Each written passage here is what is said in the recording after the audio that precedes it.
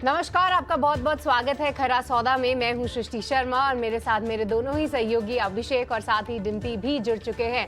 और अगले 2.5 घंटे इस शो में हम उन तमाम स्टॉक्स और सेक्टर्स के बारे में चर्चा करेंगे जहां पे आज एक्शन देखने को मिलेगा, क्योंकि नतीजे भरपूर हैं, वोटिंग भी जारी है और साथ ही साथ जो ग्लोबल मार्केट से संकेत मिल रहे हैं इस पे भी विस्तार से हम चर्चा करेंगे। पर फिलहाल जो है आज थोड़ी सी सुस्त शुरुआत के संकेत जरूर दे रहा है गिफ्ट निफ्टी पर। ऐसे में क्या हमने जो फ्राइडे को थोड़ा सा सपोर्ट दिखाया था, हल्का सा हमने वो जो गिरावट वाला ट्रेंड था उस पे थोड़ा सा ब्रेक लगाया था, क्या उस ब्रेक के बाद आज भारतीय बाजार तेजी पकड़ेंगे या नहीं, इन सभी पे जानेंगे सवाल हमारे सभी एक्सपर्ट से जो कि कुछ ही देर में हमारे साथ जुड़ेंगे। पर आगे बढ़ने से पहले आपके सामने रख देते हैं वो 4 बड़े ट्रिगर्स जहां पे रहेगी बाजार की नजर। तो अगर बात करें ग्लोबल बाजारों की तो वहां पे जो है बहुत ज्यादा तो नहीं संकेत मिल रहे हैं, पर कहीं ना कहीं अपने आप को होल्ड करने की कोशिश में ग्लोबल बाजार, अगर डाउ को देखें तो वहां पे भी बढ़त देखने को मिली। हालांकि अभी जो है फिलहाल गिफ्ट निफ्टी आपको थोड़े से कमजोर संकेत जरूर दे रहा है। इसके अलावा बात करें अगर हम नतीजों की तो टाटा मोटर्स के नतीजे जो है डेफर्ड टैक्स के चलते इनका मुनाफा जो है बढ़ा हुआ दिखा है। हालांकि कमेंट्री भी बहुत ज्यादा उत्साहजनक नहीं रही। वहीं आयशा मोटर्स के नतीजे जो है अनुमान के मुताबिक रहे, पर ब्रोकरेजेस को काफी पसंद आया ये काउंटर और साथ ही उन्होंने जेफरीज ने खास तौर से अपने लक्ष्य 6,000 रुपए कर दिए हैं।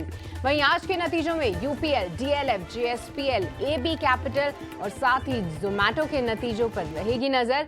और साथ ही साथ चौथे चरण का मतदान भी जारी है और वोटिंग प्रतिशत पर खास तौर से नजर रहेगी, क्योंकि जिस तरीके से वोटर काउंट पैन आउट हो रहा है उस पे बाजार की खास नजर है कि जितना वोटर टर्नआउट होगा उतना ही पॉजिटिव माना जा रहा है भारतीय बाजारों के लिए। जो 60-65 का % है उससे ज्यादा होते हैं या कम, इस पे हमारी नजर रहेगी।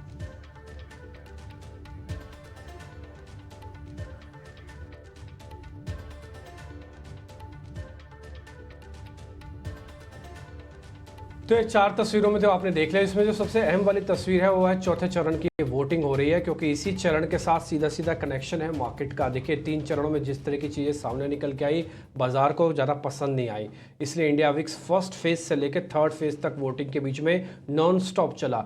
चौथे फेज के अंदर डिसाइसिव है कि यही कॉन्टिन्यूटी इफेक्ट होगा या फिर थोड़ा और सहमेगा या थोड़ा और डरेगा बाजार। तो सारी चीज़ें इस आज चौथे चरण पर काफ़ी हद तक डिपेंडेंट है, लेकिन ये सब चीज़ें तो चलती रहेंगी, चुनाव आएंगे और जाएंगे, लेकिन एक शक्ति जो आप और हमारे बीच में हमेशा रहती है, जिसका कभी नाश नहीं होता, वो आध्यात्मिक शक्ति, और उसका एक केंद्र है। एक केंद्र नहीं है, मैं तो बोलूंगा उत्तराखंड में चप्पे चप्पे पे वो केंद्र है, और वो केदारनाथ, बद्रीनाथ, उसके 2 मील के पत्थर हैं। ये जो आप द्वार इस समय देख पा रहे हैं, ये केदारनाथ के पट खुलने की तस्वीरें हैं। ये 10 मई को ये तस्वीरें आपको देखिए, अक्षय तृतीया के दिन ये ओपनिंग हुई और उसके बाद से वहाँ पे श्रद्धालुओं का पहुँचने का तांता लग गया।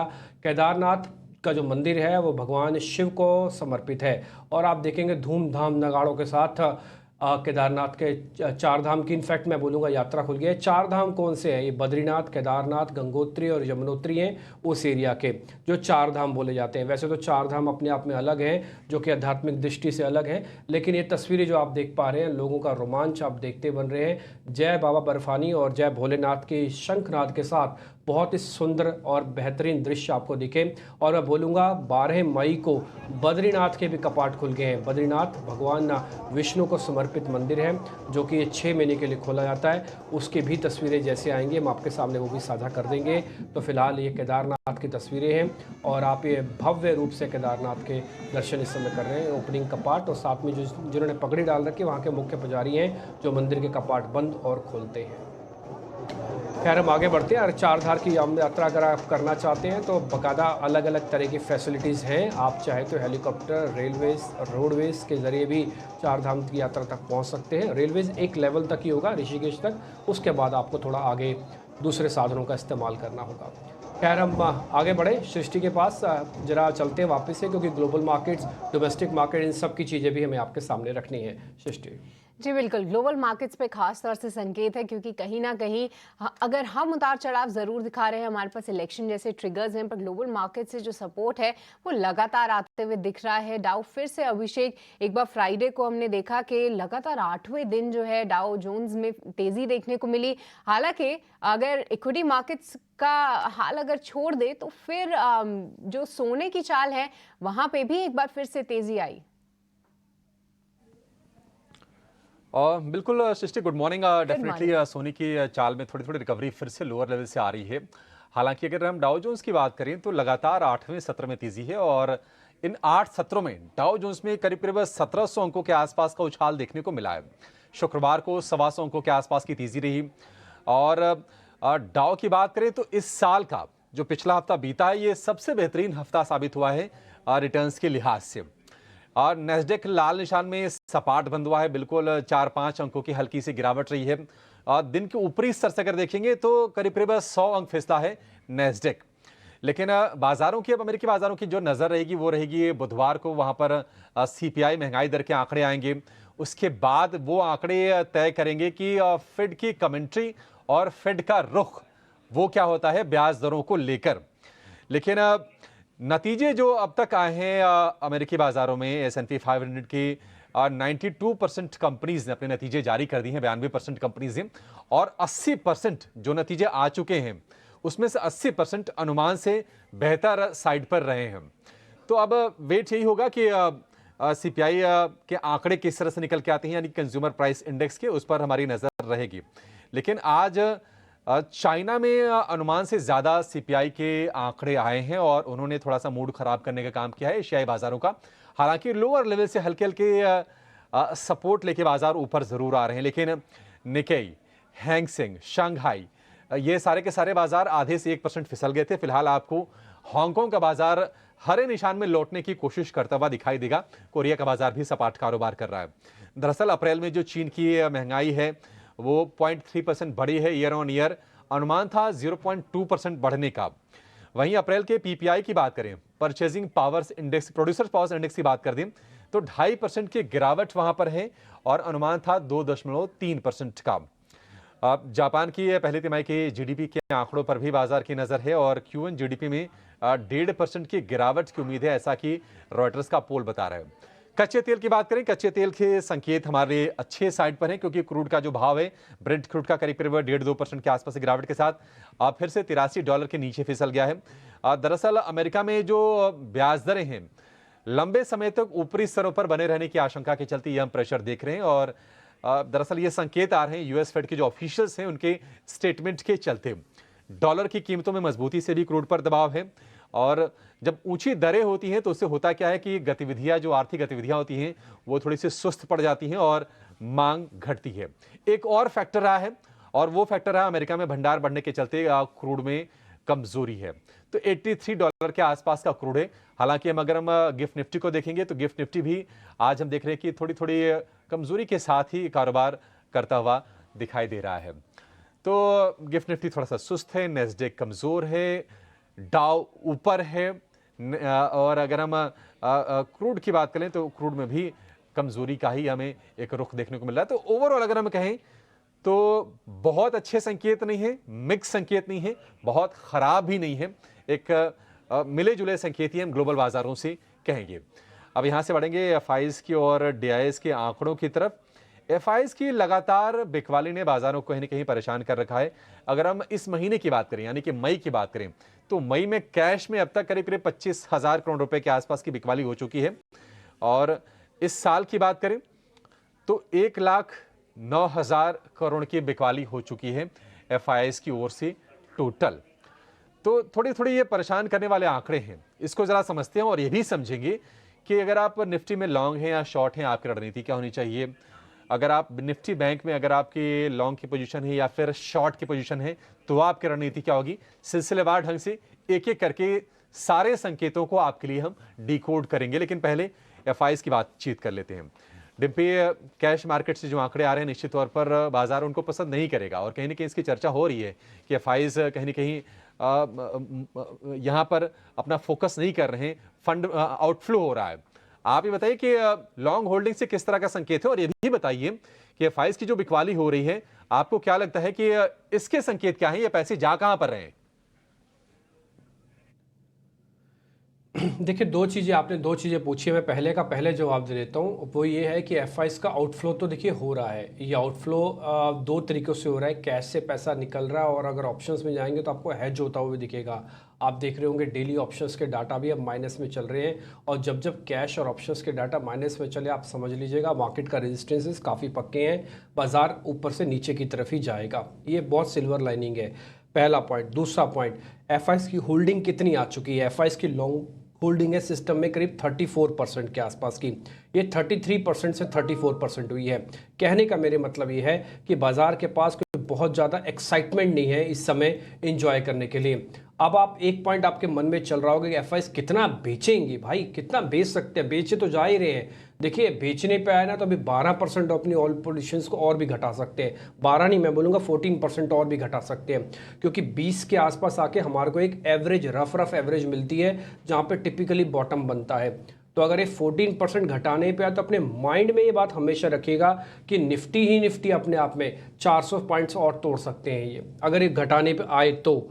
अभी ऐसा कोई सिग्नल नहीं दिख रहा कि बहुत तेज़ी से घटा देंगे, अगर घटाना ही होता तो ये नॉन स्टॉप घटाते, फिर 1% 2% रोक के काम नहीं होता मार्केट के अंदर। खैर ये बॉटम ढूंढने की एक पहली प्रोसेस होती है। दूसरा पॉइंट, क्या प्रॉब्लम आ रही है बाजार के अंदर कि बाजार को रिकवरी फास्ट नहीं मिल रही है? तो मैं सिर्फ इसी एफआईज के डाटा पर एक पॉइंट बोलना चाहूँगा। रिटेल के पास 65% लॉन्ग है, एफआईज अपना माल किसी को भी दे सकते हैं, डीआईज अपना माल किसी को भी दे सकते हैं। रिटेल के पास कैपेसिटी नहीं है कि एफआईज को बोले कि मेरा माल आप खरीद लो, रिटेल के पास कैपेसिटी नहीं है कि डीआईज उनका माल आके खरीदेगा। तो रिटेल की जब जब होल्डिंग सिस्टम में ज़्यादा बढ़ेगी समझ लीजिएगा कमज़ोर हाथ में पैसा पड़ा हुआ है, ये ट्रांसफ़र जल्दी नहीं होगा। इसलिए रिटेल की होल्डिंग घटना ज़्यादा जरूरी है, भले एफआईज की होल्डिंग बढ़े ना बढ़े। अब इसको खरीदेगा कौन? 4 ही लोग होते हैं सिस्टम में, 3 लोगों के मैं नाम ऑलरेडी आपको बता चुका हूं। एक प्रोप्राइटरी अकाउंट भी होते हैं, उसका डाटा टिपिकली हम शेयर नहीं करते आपके साथ। अगर आप वो देखेंगे तो या तो प्रोप्राइटरी अकाउंट खरीद लें या तो आके फिर से डीआईज आके खरीदे। डीआईज बहुत इंपॉर्टेंट है इस समय। डीआईज की होल्डिंग 41% है, डीआईज को कम से कम 48% अपनी होल्डिंग करनी चाहिए, तो रिटेल का माल एब्जॉर्ब हो जाएगा मार्केट के अंदर। फिर आपको एफआईज के नंबर से डरने की चिंता नहीं है। ये प्रॉब्लम कहाँ हो रही है? अंदर खाने में डीआईज आ नहीं रहा आपके माल खरीदने के लिए। एफआईज को बेचने का मौका मिलता है तो 3% बेचता है, आपके 300 पॉइंट निफ्टी साफ हो जा रही है और दूसरा 65% रिटेल के पास माल पड़ा हुआ है। तो इसलिए थोड़ा सावधानी रखें, जब तक इन्हीं डाटों में कोई मेजर चेंजेस नहीं आता ना तब तक बाजार के अंदर भी मेजर चेंजेस नहीं आएगा। छुटपुट इक्का दुक्का 50 पॉइंट ऊपर 50 पॉइंट नीचे ये सब आपको करना है, वो सब हो सकता है, लेकिन एक डिसाइसिव बड़ा मूव आ जाए एफआईज के होल्डिंग से वो मेरे को भी लगता नहीं है। इसमें रिटेल को कम करना होगा, डीआईज को बढ़ाना होगा, भले एफआईज कुछ ना करें, हम भी मानते हैं भले एफआईज कुछ ना करें, बट रिटेलर तो घटाए और दूसरा डीआईज तो बढ़ाए, ये जरूरी है इस समय। ठीक है, ये संकेत आपके लिए। लेकिन चलेंगे अब निफ्टी की तरफ और निफ्टी बैंक की तरफ। निफ्टी के लॉन्ग की पोजीशन वालों से शुरुआत कर लेते हैं। हमने जो देखा शुक्रवार को 22,050 के ऊपर जाकर निफ्टी बंद हुआ और 100 अंकों के आसपास की तेजी रही। हमने 22,000 के नीचे के भी स्तर देखे, लेकिन वहां से एक रिकवरी अटेम्प्ट हुई है डिम्पी। तो जो तेजी वाले जो खिलाड़ी हैं निफ्टी में वो क्या करें और क्या ये लेवल ठीक है फ्रेश लॉन्ग करने को लेकर, या भी इंतजार करना बेहतर होगा, थोड़ी सी और स्थिरता आ जाए बाजार में? देखिए आपने ना पहले वाले क्वेश्चन में दूसरे का भी जवाब मैंने दे नहीं पाया, माफ़ कीजिएगा उसके लिए। आपने कहा था कि पैसा जा कहाँ रहा पे है, ये पैसा जा रहा है चाइना की तरफ। अगर आप चाइनीज़ मार्केट को कंपेयर करेंगे इंडियन मार्केट से तो जैसे से इंडियन मार्केट्स वीक हुआ है वैसे चाइनीज़ मार्केट स्ट्रांग हुआ है। हम एशियन मार्केट्स को अच्छे से देखते नहीं हैं, अगर हम बहुत गौर से देखें खासकर हांगकांग का बाजार तो बहुत इंपॉर्टेंट चीज़ें दिखाएगा। खैर आपने ये एक पॉइंट और पूछा कि निफ्टी के लिए, देखिए अगर आप मेरे से पूछेंगे फ्राइडे की सिल्वर लाइनिंग क्या थी, तो फ्राइडे की सिल्वर लाइनिंग सिर्फ यही थी कि हम 22,000 के ऊपर आके बंद हुए, बस। इसके अलावा मेरे पास ऐसा एक भी पॉइंट नहीं है बताने के लिए कि जिससे मैं कह सकूं। हाँ, कोई आदमी हमसे खड़ा हो कि ये भी कह सकता नहीं सर एडवांस डिक्लाइन बहुत अच्छा था, आपके शेयर्स 140 शेयर तो एफ&ओ के तेज थे। सर 140 शेयर एफ&ओ के तेज थे तब भी सिर्फ हम 22,000 को ही होल्ड कर पाए। 140 शेयर एफ&ओ के तेज थे फिर भी बैंक निफ्टी को लाल निशान में आना पड़ा। 140 एफ&ओ के शेयर्स तेज थे, उसके बावजूद भी आपके सिर्फ 2 शेयर बैंक निफ्टी को हरे निशान में नहीं आने देते। ये अलग अलग चीज़ों की प्रॉब्लम्स है, इसलिए इसको फाइन ट्यून करके देखना चाहिए, ये सिर्फ ऊपर तरफ से ना देखें। ये है पहला पॉइंट। क्या बाजार ने दम लगाया रिकवरी का? तो मैं बोलूंगा बिल्कुल नहीं लगा रहा बाजार दम। बाजार को रिकवरी का दम लगाना चाहिए, अभी इस लेवल पे जरूर लगाना चाहिए, क्योंकि बहुत ही इंपॉर्टेंट ये मेक ब्रेक वाले लेवल्स हैं और आज चौथे चरण का वोट है। मेरे लिए आज निफ्टी इंपॉर्टेंट डाटा के साथ साथ में चौथे चरण का जो शाम को सुनाई पड़ेगी ना आवाजें कि कितनी वोट परसेंटेज हुआ, कितना नहीं हुआ, ये बहुत इंपॉर्टेंट होगा। ट्रस्ट में अगर आज मैं एक्सपेक्ट करता हूं कि वोटिंग परसेंटेज पिछली बार के वोटिंग परसेंटेज से थोड़ा ज़्यादा आ जाए तो आप देखेंगे मार्केट अपना बॉटम बनाएगा और चलाएगा। अगर वोटिंग परसेंटेज कम आया फिर से तो फिर से प्रॉब्लम आएगी। और जिस जगह पर वोट हो रहे हैं, वैसे बाय द वे बता दूं, वहाँ पे गर्मी बहुत है, 40+ डिग्री का टेम्परेचर है। पॉलिटिकल सिनेरियो ये कहता है कि वोटिंग परसेंटेज कम आ सकता है इस बार। तो आप अपने मन को ये बात समझा के रखिएगा कि 3 चीज़ों में हमने जो चीज़ नोटिस किया, चौथे चरण में वही चीज़ अगर नोटिस करेंगे तो बाजार ऊपर नहीं आएगा। एक पॉइंट। दूसरा पॉइंट, जिनके पास भी निफ्टी की पोजीशंस है 21,800 का स्टॉप लॉस लगा के रखे, 10-20% से ज़्यादा माल होना नहीं चाहिए, ये हमने आपको बहुत क्लियर करके रखा हुआ है। और जिनके पास नहीं है चाहे तो ले सकते हैं, लेकिन मैं फिर से बोलूंगा डाटा अभी आपको ये नहीं कह रहा कि मैसिव शॉर्ट कवरिंग आएगी।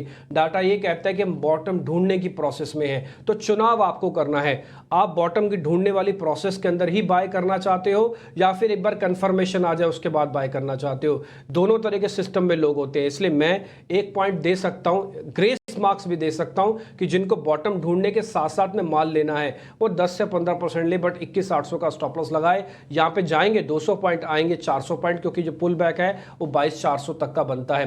तो इसलिए मोटा मोटी रफ मैंने दोनों के लिए, जिनके पास है और जिनके पास नहीं है, उन दोनों का बता दिया और ये भी बता दिया कि किस चीज का ज्यादा ट्रिगर है जो आपकी इस बार निफ्टी को ज्यादा प्ले करवाएगा।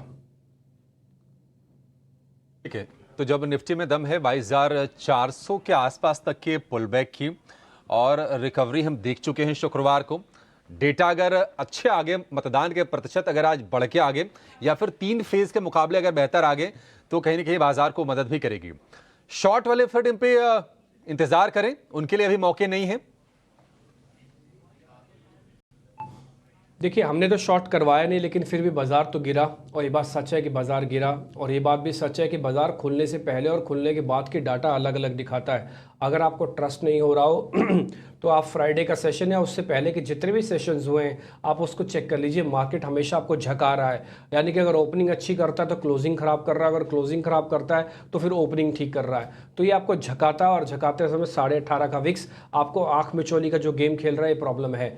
अब आप बोलेंगे मेरे से शॉर्ट करना चाहिए। देखिए शॉर्ट करने का ना ही रिदम है ना ही इस समय तरीका है।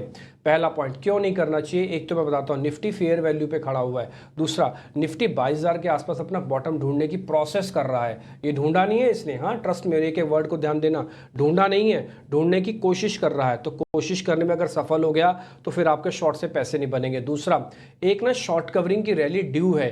ये शॉर्ट कवरिंग की रैली भले ही 200-300 पॉइंट की आएगी, बट आ सकती है और इसी जगह से आ सकती है और यहीं से आना भी चाहिए। तो अगर यहाँ से आ जाती है तो आपको शॉर्ट करने में मज़ा नहीं आएगा। आप कोशिश करें 22,400 के आसपास निर्णय लीजिएगा शॉर्ट करने का, नहीं तो फिर 22,000 के बाद वापस नीचे खिसक जाने दो। ये जो 22,000 वाला लेवल है ना, बहुत इंपॉर्टेंट है, ये आपको मेक ब्रेक वाले लेवल्स में से है। तो इसके ऊपर जब तक खड़ा रहेगा ना, प्रोबेबिलिटी रहेगी ऊपर आने की, इसलिए शॉर्ट करते समय हमारी तरफ से बना है। हाँ, जिन्होंने शॉर्ट कर रखा है अपने इंटेलिजेंस से और कर रखा है, हिम्मत भी है, तो उनके लिए मैं एक स्टॉप लॉस जरूर दे सकता हूं, वो है 22,250 का। ये स्टॉप लॉस आप रख लें, आपका टारगेट होगा 22,000 का। इससे नीचे मेरे को लगता नहीं कि शॉर्ट्स वालों को भी बहुत कंफर्टली पैसा बनेगा, इसलिए 22,250 का स्टॉप लॉस रख के अपने शॉर्ट्स की पोजीशंस को काट देना। और अगर आपको टारगेट रखना है तो 22,000 तक का ही रखो आप। ठीक है, तो ये हो गई निफ्टी शॉर्ट की पोजीशंस पर। डिम्पी, बैंक निफ्टी पे भी बताइए कि क्या करना चाहिए आज के लिए, अगर किसी के पास मौजूदा लॉन्ग्स हैं तो उनकी क्या होनी चाहिए रणनीति, क्योंकि फ्राइडे को हालांकि थोड़ा सा ऊपर ज़रूर गया था निफ्टी बैंक पर, उसके बाद जब रिजल्ट्स एक बार आना शुरू हुए लास्ट में पूरा मोमेंटम फिजल आउट हो गया। बैंक ऑफ बड़ौदा 4% गिरता हुआ दिखा, और निफ्टी बैंक से भी बहुत ज़्यादा जो है पॉजिटिव संकेत नहीं आ रहे हैं। पर इस बीच किसी के पास अगर लॉन्ग्स ऑलरेडी हैं तो उन्हें क्या करना है, और फ्रेश लॉन्ग्स के मौके कहाँ ढूंढें? देखिए, 2 चीज़ें मैं बताता हूँ। बैंक निफ्टी के अंदर लेवल्स की इंपॉर्टेंस तो है, बैंक निफ्टी के अंदर वेटेज की इंपॉर्टेंस भी है। देश का सबसे बड़ा बैंक SBI के नंबर अच्छा है, बाजार नहीं चला। देश का दूसरे या तीसरे नंबर का सरकारी बैंक बैंक ऑफ बड़ौदा के नंबर खराब आए, बाजार टूटा तक नहीं। तो बाजार क्या कर रहा है इस समय, अर्निंग्स को तो कर रहा है पूरी तरह से इग्नोर। हाँ, वेटेज उसके साथ जुड़ी रहती है, इसलिए वेटेज की प्रॉब्लम है। अगर आप लास्ट टाइम भी चेक करेंगे तो निफ्टी के यानी कि बैंक निफ्टी के 12-13 शेयरों में से करीब 9 शेयर तो पॉजिटिव थे, हरे निशान में थे, लेकिन उसके बावजूद भी शेयर चल नहीं पाए। उसमें वेटेज आ गया एचडीएफसी की, एचडीएफसी लाल निशान में खड़ा रह गया और उसने 9 बैंकों की वेटेज को एक तरफा खत्म करके नीचे बैंक निफ्टी को क्लोज करवाया। देखिए, लेवल की बड़ी इंपॉर्टेंस है। दूसरा पॉइंट, आप 47,000 को किसी तरह से बचाइए, वो बचेगा तो ही आपके लिए पुल बैक के रास्ते खुलेंगे। अगर ये नहीं बचा तो फिर दिक्कत और बढ़ेगी। मैं आपको बहुत क्लियर कर देता हूँ, और ये मैंने 48,000 पे भी बोला था कि 48,000 गया तो दिक्कत और बढ़ेगी। और आप ट्रस्ट मी, आपको सिर्फ 2 दिन लगे 47,200 को नीचे आने में। 800 पॉइंट 2 दिन में चले गए, जबकि इससे पहले वाले 800 पॉइंट करीब 7 दिन लगे थे जाने में। तो ये फेज है स्पीड गिरने का। अब आपको बैंक निफ्टी पे अगर आपकी लॉन्ग पोजीशन है 47,000 पक्का मील का पत्थर लगा के स्टॉप लॉस लगा के आप बैठ जाएं। 10-20% से ज़्यादा पोजीशन ना हो, एवरेज ना करें। काफ़ी लोगों को चुल है इस समय एवरेज करने की कि भैया ऊपर से हम नीचे आके हम एवरेज कर लें। कृपा करके एवरेज ना करें। एवरेज करना इस समय खतरनाक है, क्योंकि बाजार ने था नहीं पाई है अपनी, तो इसलिए बाजार को ऊपर आने पर ही एवरेज किया जाए। दूसरा पॉइंट, कहां तक चल सकता है? 47,800, 48,000 चल सकता है। मैं इसी का जवाब शॉर्ट्स वालों को भी दे दूंगा, क्योंकि समय काफ़ी हो गया, मेहमान हमारी वेट कर रहे हैं। जिन्होंने बैंक निफ्टी शॉर्ट कर रखी है उनके लिए 48,000 का ही स्टॉप लॉस है। तेजी वालों के लिए 48,000 का टारगेट है, मंदी वालों के लिए 48,000 का स्टॉप लॉस है। ये एक ये इंपॉर्टेंट पॉइंट है ध्यान देने वाला। दूसरा पॉइंट है, क्या बैंक निफ्टी को शॉर्ट करना चाहिए? तो मेरे हिसाब से शॉर्ट नहीं करना चाहिए, रिस्क रिवॉर्ड खराब है। और दूसरा, एक पुल बैक कभी भी मार्केट के अंदर आ सकता है, क्योंकि इसका पुल बैक ज़्यादा तेजी से ड्यू है, क्योंकि इसने डाइवर्जेंस करके अपने आप को ज़्यादा तोड़ा हुआ है। इसलिए 2-4 बड़े शेयर भी आज तेज हो गए तो बैंक निफ्टी का पुल बैक आएगा। इसलिए जिनके पास पोजीशन से हम होल्ड करें, 47,000 का स्टॉप लॉस लगाएं। जिनके पास शॉर्ट है वो 48,000 का स्टॉप लॉस लगाएं। मेरा ऐसा मानना है 47 से 48,000 के बीच में ऊपर नीचे करेगा। जो नीचे से ऊपर आना चाहते हैं अपने प्रॉफिट्स काट लेना, और जो ऊपर से वापस नीचे लेके जाना चाहते हैं 48,000 के आसपास वापस से शॉर्ट करना। टिल डेट तक कुछ मत करो, बैंक निफ्टी में शांति से बैठे रहो। ठीक है, तो बैंक निफ्टी में फिलहाल कोई फ्रेश पोजीशंस नहीं लेनी है। एक रेंज में आज बैंक निफ्टी दिख सकता है और दोनों ही साइड के मौके जो हैं आपके लिए आते हुए दिख सकते हैं। पर इस बीच अगर शॉर्ट्स कैरी करके गया हो डिम्पी, तो उनके लिए क्या रणनीति होगी? सृष्टि, मैंने ऑलरेडी अभी आपको बता ही दिया कि 48,000 का स्टॉप लॉस है, इसलिए मैं ज़्यादा समय लूंगा नहीं। मेहमान भी हमारे साथ जुड़ गए हैं, जल्दी से मेहमानों के पास चल देते हैं। 8:20 हो गए, फिर हमको स्टॉक्स एंड न्यूज़ अर्निंग्स भी बहुत सारी आई हुई हैं, वो लेनी है। प्रशांत सावंत इस बीच हमारे साथ जुड़ चुके हैं, सोनी पटनायक है, तस्वीरें दिखाइए, मितेश पंचाल भी हमारे साथ जुड़ चुके हैं। उन सभी का स्वागत है, आप सभी तीनों मेहमानों का। प्रशांत जी, आपसे शुरू कर रहे हैं। जरा बताइए आज आपके ओपनिंग के ट्रेड कौन से हैं? Good morning sir. अच्छा, प्रशांत जी अभी शायद आवाज़ उनकी चेक हो रही है। सोनी जी, आपकी आवाज़ बहुत मधुर है, बहुत बढ़िया। आप जरा बताइए आपका निफ्टी बैंक निफ्टी पे व्यू क्या है, और साथ साथ शेयर्स भी बताइएगा, जरा स्पीड से बताइएगा ma'am. Good morning. Good morning everyone. मेरा मानना है कि निफ्टी जो फ्राइडे को क्लोजिंग दिया है, वीकली क्लोजिंग 22,000 के ऊपर रहा है, तो अभी यहाँ पे रेंज आपका 22,000 से लेके 22,300 के बीच में साइडवेज ट्रेंड बन सकता है।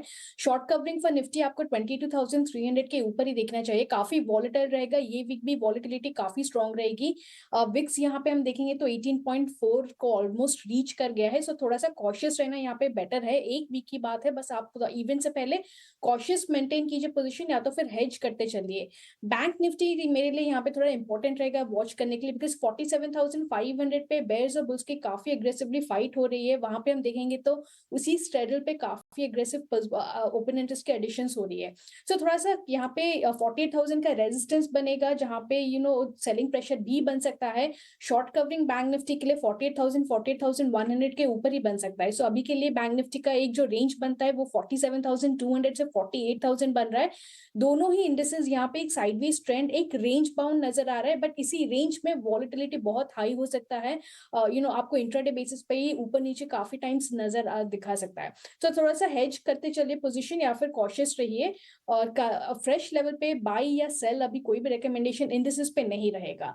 स्टॉक स्पेसिफिक की बात करें तो यहाँ पे पावर ग्रिड अच्छा लग रहा है। पावर ग्रिड एक अच्छे लॉन्ग बिल्डअप पोजीशंस भी नजर आया था ऑन फ्राइडे, और यहाँ पे हम देखेंगे तो इंट्राडे बेसिस पे फ्राइडे क्लोजिंग पे एक bullish engulfing chart candle pattern भी नजर आया है चार्ट पे।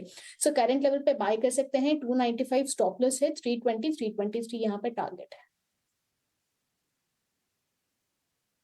ठीक है, डन। पावर ग्रिड आपका इंटरेस्टिंग स्टॉक है, 2.5% चला हुआ है अभी, मेरे को लग रहा है अभी और चल सकता है। 323 रुपये तक का टारगेट है, सोनी की रिकमेंडेशन है। सोनी भी बैंक निफ्टी को ज़्यादा क्रिटिकली वॉच करेगी। देखिए, बैंक निफ्टी डिसाइड कर सकता है आपके मूड और माहौल को, इसलिए बैंक निफ्टी को ज़्यादा क्रिटिकली वॉच कीजिएगा। दोनों में बी अवेयर, सावधान। अगर 25 तक भी विक्स चला गया तो आपको 300-400 पॉइंट और झेलने पड़ेंगे। ठीक है, तो आप प्रिपेयर रहिएगा इस चीज़ के लिए भी। सोनी का व्यू भी बैंक निफ्टी पे कॉशियस का है, और दूसरों का एक ट्रेड आपको मिल चुका है, पावर ग्रिड, ये आपके लिए ट्रेड हो गया। मितेश पंचाल के पास चलते हैं। मितेश सर नमस्ते, आपके trading call. Good morning. Good morning Dimpy ji, good morning दर्शकों को भी, good morning to the panellist. 3 stock है सर। बहुत ही स्ट्रॉन्ग कंफर्मेशन मिला है सिस्टम और मेथड के हिसाब से after a very strong consolidation. पहला है एक्सेल इंडस्ट्रीज, 1050-1100 के लेवल से करेक्शन के बाद बिटवीन 950 टू 960 एक कंसोलिडेशन हुआ है। 965 के ऊपर सिस्टम और मेथड के हिसाब से एक स्ट्रॉन्ग बाय है, तो 971.15 के ऊपर एक्सेल इंडस्ट्रीज को लेना है। 873.75 का स्टॉप लॉस रहेगा। टारगेट रहेगा 1068.25। दूसरा है रत्नमणि मेटल, अराउंड 3200-3300 से एक स्ट्रॉन्ग करेक्शन है स्टॉक्स में। वो करेक्शन अभी खत्म हुआ है और 2 वीक से high top high bottom formation है। डेली और वीकली चार्ट के कॉम्बिनेशन के हिसाब से रत्नमणि मेटल में एक बहुत ही स्ट्रॉन्ग री रेटिंग होगी और बहुत ही जल्द स्टॉक बहुत ही स्ट्रॉन्ग अपमूव दिखाएगा। तो 3124.85 जो सीएमपी है वहां पे बाइंग की रिकमेंडेशन रहेगी। 2813.25 का यहाँ पे स्टॉप लॉस रहेगा। टारगेट रहेगा 3436.75 का। लास्ट है with in the entire tyre space, Balakrishna industry जो है वो बहुत ही प्रॉमिसिंग लग रहा है चार्ट के ऊपर।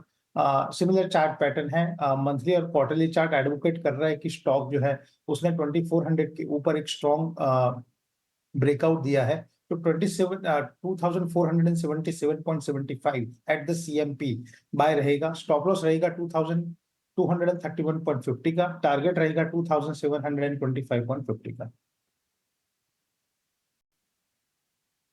सोनी ने कॉशियस स्टांस लेते हुए एक ही शेयर दिया, वो है पावर ग्रिड। मितेश भाई ने आपको दिए 3 स्टॉक्स, तीनों कैश के स्टॉक्स हैं। बालकृष्ण इंडस्ट्रीज फ्यूचर्स में भी है, आप इसको ध्यान रखिएगा। टायर बनाने वाली कंपनी है ये। रत्नमणि मेटल्स और एक्सेल, ये 2 शेयर आपके पास और हैं जो मितेश पंचाल ने दिए हैं। कुल मिला के इन सभी शेयर्स में मेरे को रत्नमणि मेटल्स, बालकृष्ण इंडस्ट्रीज और पावर ग्रिड ये ज़्यादा बेहतर लग रहे हैं। आप इसमें से ज़रूर देखिएगा, कोई ना कोई ट्रेड आपके काम आएगा। एक और चीज़, स्ट्रिक्टली स्टॉप लॉस को फॉलो कीजिएगा, वॉल्यूम को कम रखिएगा। ये 3-4 चीज़ें तो अपन को बाय डिफ़ॉल्ट ही, ये तो हाइजीन रखना है ट्रेडिंग का, कि मेरे को इस समय वॉल्यूम कम रखना है और आपको सेलेक्टिव रहना है। शेयर्स को ज़्यादा भरना नहीं है। पता लगे जिस समय एक्चुअल में अच्छी अपॉर्चुनिटी आई थी तब तक आपके पास पैसे ही नहीं थे लगाने के लिए, या आपके पास माल भरा हुआ था। ठीक, शरद हमारे साथ जुड़ चुके हैं, आपको बताएंगे। पहले तो अर्निंग्स, बहुत इंटरेस्टिंग अर्निंग्स आई हैं। मिड कैप की भर के अर्निंग्स आई हैं फ्राइडे शाम को, सैटरडे को, और आज मंडे को आपका पूरा लेखा जोखा शरद दे रहे हैं। शरद गुड मॉर्निंग। प्लेट के साथ बताइएगा किसके अच्छे, किसके खराब और किसके अनुमान के मुताबिक आए नंबर्स। Good morning Dimpy. तो सबसे पहले अच्छे नतीजे के साथ स्टार्ट करते हैं। तो एबीबी इंडिया के नतीजे बहुत स्ट्रांग देखने मिले हैं, ऑर्डर इनफ्लो में भी अच्छा मूवमेंट आया। वही पिरामल फार्मा, फिनोलेक्स इंडस्ट्रीज़ और कल्याण ज्वेलर्स में भी अच्छे नतीजे देखने मिले हैं। कुछ नतीजे जो इनलाइन सेट ऑफ नंबर्स आए हैं उसमें भी अच्छी मूवमेंट देखने मिली है। एबीबी इंडिया के बाद जो है ऑफकोर्स बात करें फिनोलेक्स इंडस्ट्रीज़, यहाँ पे अच्छे नतीजे देखने मिले हैं। पिरामल फार्मा की भी बात कर लेते हैं, तो यहाँ पे आप देखेंगे तो ओवरऑल जो है सीडीएमओ बिजनेस में कंट्रीब्यूशन बहुत स्ट्रांग देखने मिला है, नतीजे अच्छे आए हैं। एबीबी इंडिया की जो है, जो कंपनी ने गाइडेंस नहीं दी है, लेकिन जो परफॉर्मेंस आई है और उनकी जो ग्लोबल कंपनी आम थी वहाँ उन्होंने भी कहा है कि अच्छी जो है परफॉर्मेंस इंडियन मार्केट्स में देखने मिली है। आइशर मोटर्स की भी बात कर लेते हैं। Largely inline set of numbers Eicher Motors से देखने मिला है। मार्जिन में हालांकि देखा जाए तो लगभग 200 बेसिस पॉइंट्स का ईयर ऑन ईयर पे ग्रोथ भी आया है। थोड़ी सी जो है गिरावट ज़रूर आई है, लेकिन जो एमडीसीओ की जो कमेंट्री है, स्पेशली जो ईवी व्हीकल्स में लेके ईवी ट्रक्स के जो सेल्स कमिटमेंट हुई है उसमें बुलिश नज़रिया देखने मिला। वही थर्मैक्स के बारे में बात करें तो largely inline set of numbers आया है। रेवेन्यू में लगभग 20% का ग्रोथ आया है। एपीएल अपोलो ट्यूब्स के बारे में बात करें तो यहाँ पे थोड़ी सी मार्जिन्स में गिरावट ज़रूर आई है, but largely inline set of numbers जो है आपको देखने मिला है। और सीसीएल प्रोडक्ट्स और थर्मैक्स भी इस लिस्ट में शामिल होते हैं। कुछ नतीजे हैं जो कमज़ोर आए हैं, जैसे कि आपके सिरमा एसजीएस, यूनियन बैंक, मेघमानी ऑर्गेनिक्स और जेटीएल इंडस्ट्रीज़। इसके अलावा 3 अहम अर्निंग्स है जिसको मैं ज़रूर पॉइंट आउट करूँगा। जेके सीमेंट, यहाँ पे भी largely weak set of numbers देखने मिले हैं। और ऑफ कोर्स सीमेंट कंपनीज में भी था, थोड़ी सेलिंग प्रेशर आई थी। वीआईपी इंडस्ट्रीज़ की भी बात कर लेते हैं जहाँ पे कमज़ोर नतीजे आए हैं। और आखिर में टाटा मोटर्स, यहाँ पे जो JLR के एबिट मार्जिन गाइडेंस है वो जो है अनुमान से कम आया है, और आगे जाते हुए जो गाइडेंस है थोड़ी सॉफ्ट रखी गई है, तो उसके कारण जो है सेलिंग प्रेशर इन बड़े स्टॉक्स में देखने मिल सकता है। और आप देख सकते हैं इस लिस्ट में जो है शामिल होके टाटा मोटर्स जो है और आए हैं, और इन लाइन में है नोवामा वेल्थ और BML जैसे स्टॉक्स हैं। तो ये ओवरऑल लेखा जोखा था जिसमें से 150 से ज़्यादा कंपनीज आए थे जो अपने रिजल्ट्स लाए थे, और हमने जो है टॉप जो कंपनीज हैं उनकी परफॉर्मेंसेस को हमने 3 भाग में किया। शुक्रिया शरद, इतने प्रिसाइसली ये सभी कंपनीज के नतीजे जो हैं किसके नतीजे अनुमान से किस मुताबिक देखने को मिले वो बताने के लिए। पर इसी के साथ शरद ये भी बताइए कि खबरों वाले शेयर्स कौन से हैं और कहाँ दिखेगा आज एक्शन। ये बिल्कुल सृष्टि, बात करें सबसे पहले CDSL के, तो यहाँ पे जो है ट्रांजैक्शन चार्जेस जो है CDSL ने काट दिए लगभग 12% से टोटल एवरेज वेटेड बेसिस पे। अब ये जो ट्रांजैक्शन इनकम होता है ये 27% कंट्रीब्यूट करता है टोटल इनकम में, और इसके कारण जो है ऑफकोर्स जो वित्त साल 2024 की रेवेन्यू एबिटा है यहाँ पे 3 से 4% का मार पड़ सकता है। लेकिन जो एक्चुअल इम्पैक्ट थोड़ी कम ज़रूर हो सकती है क्योंकि रेगुलेटरी फीस भी डिक्लाइन होगी। दूसरा स्टॉक रहेगा स्पेंसर्स रिटेल। यहाँ पे बोर्ड की अप्रूवल आ गई कि वो 300 करोड़ रुपये जो है रेस कर सकते हैं इक्विटी के अलग अलग मोड के ज़रिए। इक्विटी का अलग मोड की बात करें तो QIP हो सकता है, प्रेफ हो सकता है, या राइट्स इश्यू हो सकते हैं। तो ये अलग अलग मोड्स होते हैं। पावर ग्रिड कॉरपोरेशन की बात करें तो उन्होंने 2 अहम इंटरस्टेट ट्रांसमिशन कॉन्ट्रैक्ट जीता है राजस्थान में। वही लुपिन की बात करें तो पॉजिटिव न्यूज़ आया है, वो रिलॉन्च करेंगे bladder control drug US markets में। US कोर्ट के साथ उनके इश्यूज़ थी, अब वो सॉल्व हो गई हैं। 5वां स्टॉक रहेगा हुडको, जहाँ पे वो सूरत में जो है सिडको के साथ मल्टी मोडल ट्रांसपोर्ट हब बनाएंगे। और इसके अलावा जो 6वां स्टॉक रहेगा वो आंध्रा पेपर रहेगा, जहाँ पे 125 करोड़ रुपए का ऑर्डर आया है स्वीडिश की कंपनी से। दोदला डायरी में भी इम्पोर्टेंट है, कमर्शियल प्रोडक्शन स्टार्ट हो रहा है प्लांट में। कर्नाटक में 40,000 लीटर प्रतिदिन का ये कैपेसिटी है, तो ये बड़ा अनाउंसमेंट है दोदला डायरी के लिए। वही कल्याण ज्वेलर्स, नतीजे तो अच्छे आए थे लेकिन उन्होंने एक और अपडेट दिया है मई तक का, मतलब अप्रैल का पूरा महीना और 10 मई तक का, इन 40 दिन में वो कह रहे हैं कि उनको double digit same store sales growth आए हैं। और आखिर में सिरमा SGS में 1000 करोड़ रुपए का रेज इक्विटी मोड के जरिए जो है बोर्ड की अप्रूवल आ गई है। तो ये 9 अहम स्टॉक्स हैं जहां पे आज न्यूज़ के दम पे जो है एक्शन और वॉल्यूम दोनों देखने मिल सकता है।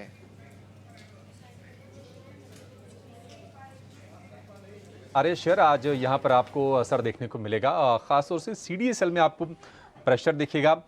पावर ग्रिड में और कल्याण ज्वेलर्स में आज तेजी दिखने की उम्मीद है इन दोनों शेयरों में। लेकिन ब्रोकरेज के रिपोर्ट के दम पर कौन से शेयर फोकस में रहेंगे ये बताने के लिए हमारी सहयोगी आशीषा जुड़ गई हैं। आशीषा बताइए कहां पर फोकस है आज? जी हाँ, सबसे पहले डॉक्टर लाल पैथलैब्स की बात करते हैं। गोल्डमैन सैक्स की एक रिपोर्ट आई है जहां उन्होंने अब खरीदारी के बिकवाली की राय दी है और टारगेट प्राइस मार्जिनली घटाया है। सो 2,200 रुपये प्रति शेयर का जो टारगेट था वो अब घटाकर 2,150 रुपये प्रति शेयर कर दिया है। उनका मानना है कि वॉल्यूम ग्रोथ काफ़ी सबड्यूड था चौथी तिमाही में, फेवरेबल बेस था, उसके बावजूद वॉल्यूम ग्रोथ काफ़ी म्यूटेड था और उसी के साथ ग्रोथ आउटलुक भी काफ़ी स्ट्रॉन्ग नहीं है, जिसके चलते उन्होंने बिकवाली की राय बरकरार रखी है डॉक्टर लाल पैथलैब्स पर। इसके अलावा ABB इंडिया की बात करते हैं, जो जेफरीज की एक रिपोर्ट आई है। खरीदारी की राय तो उन्होंने बरकरार रखी है, लेकिन टारगेट प्राइस जो पहले 8,845 रुपीज़ प्रति शेयर था वो बढ़ाकर 6,250 रुपये प्रति शेयर किया है। तो बड़ा टारगेट प्राइस इंक्रीज है। 22% का अपसाइड जेफरीज देखता है ABB इंडिया में करंट मार्केट प्राइस से कंपेयर करें तो। उनका मानना है कि नतीजे काफ़ी अच्छे थे, ऑर्डर इनफ्लोज FY25 में इम्प्रूव होते हुए नज़र आ सकते हैं, तो आउटलुक काफ़ी स्ट्रॉन्ग है ABB इंडिया पर, जिसके चलते उन्होंने टारगेट प्राइस बढ़ाया है। इसके अलावा पॉलीकैब पर सिटी की रिपोर्ट आई है। खरीदारी की राय बरकरार, टारगेट प्राइस बढ़ाकर अब 6,270 रुपये प्रति शेयर कर दिया है।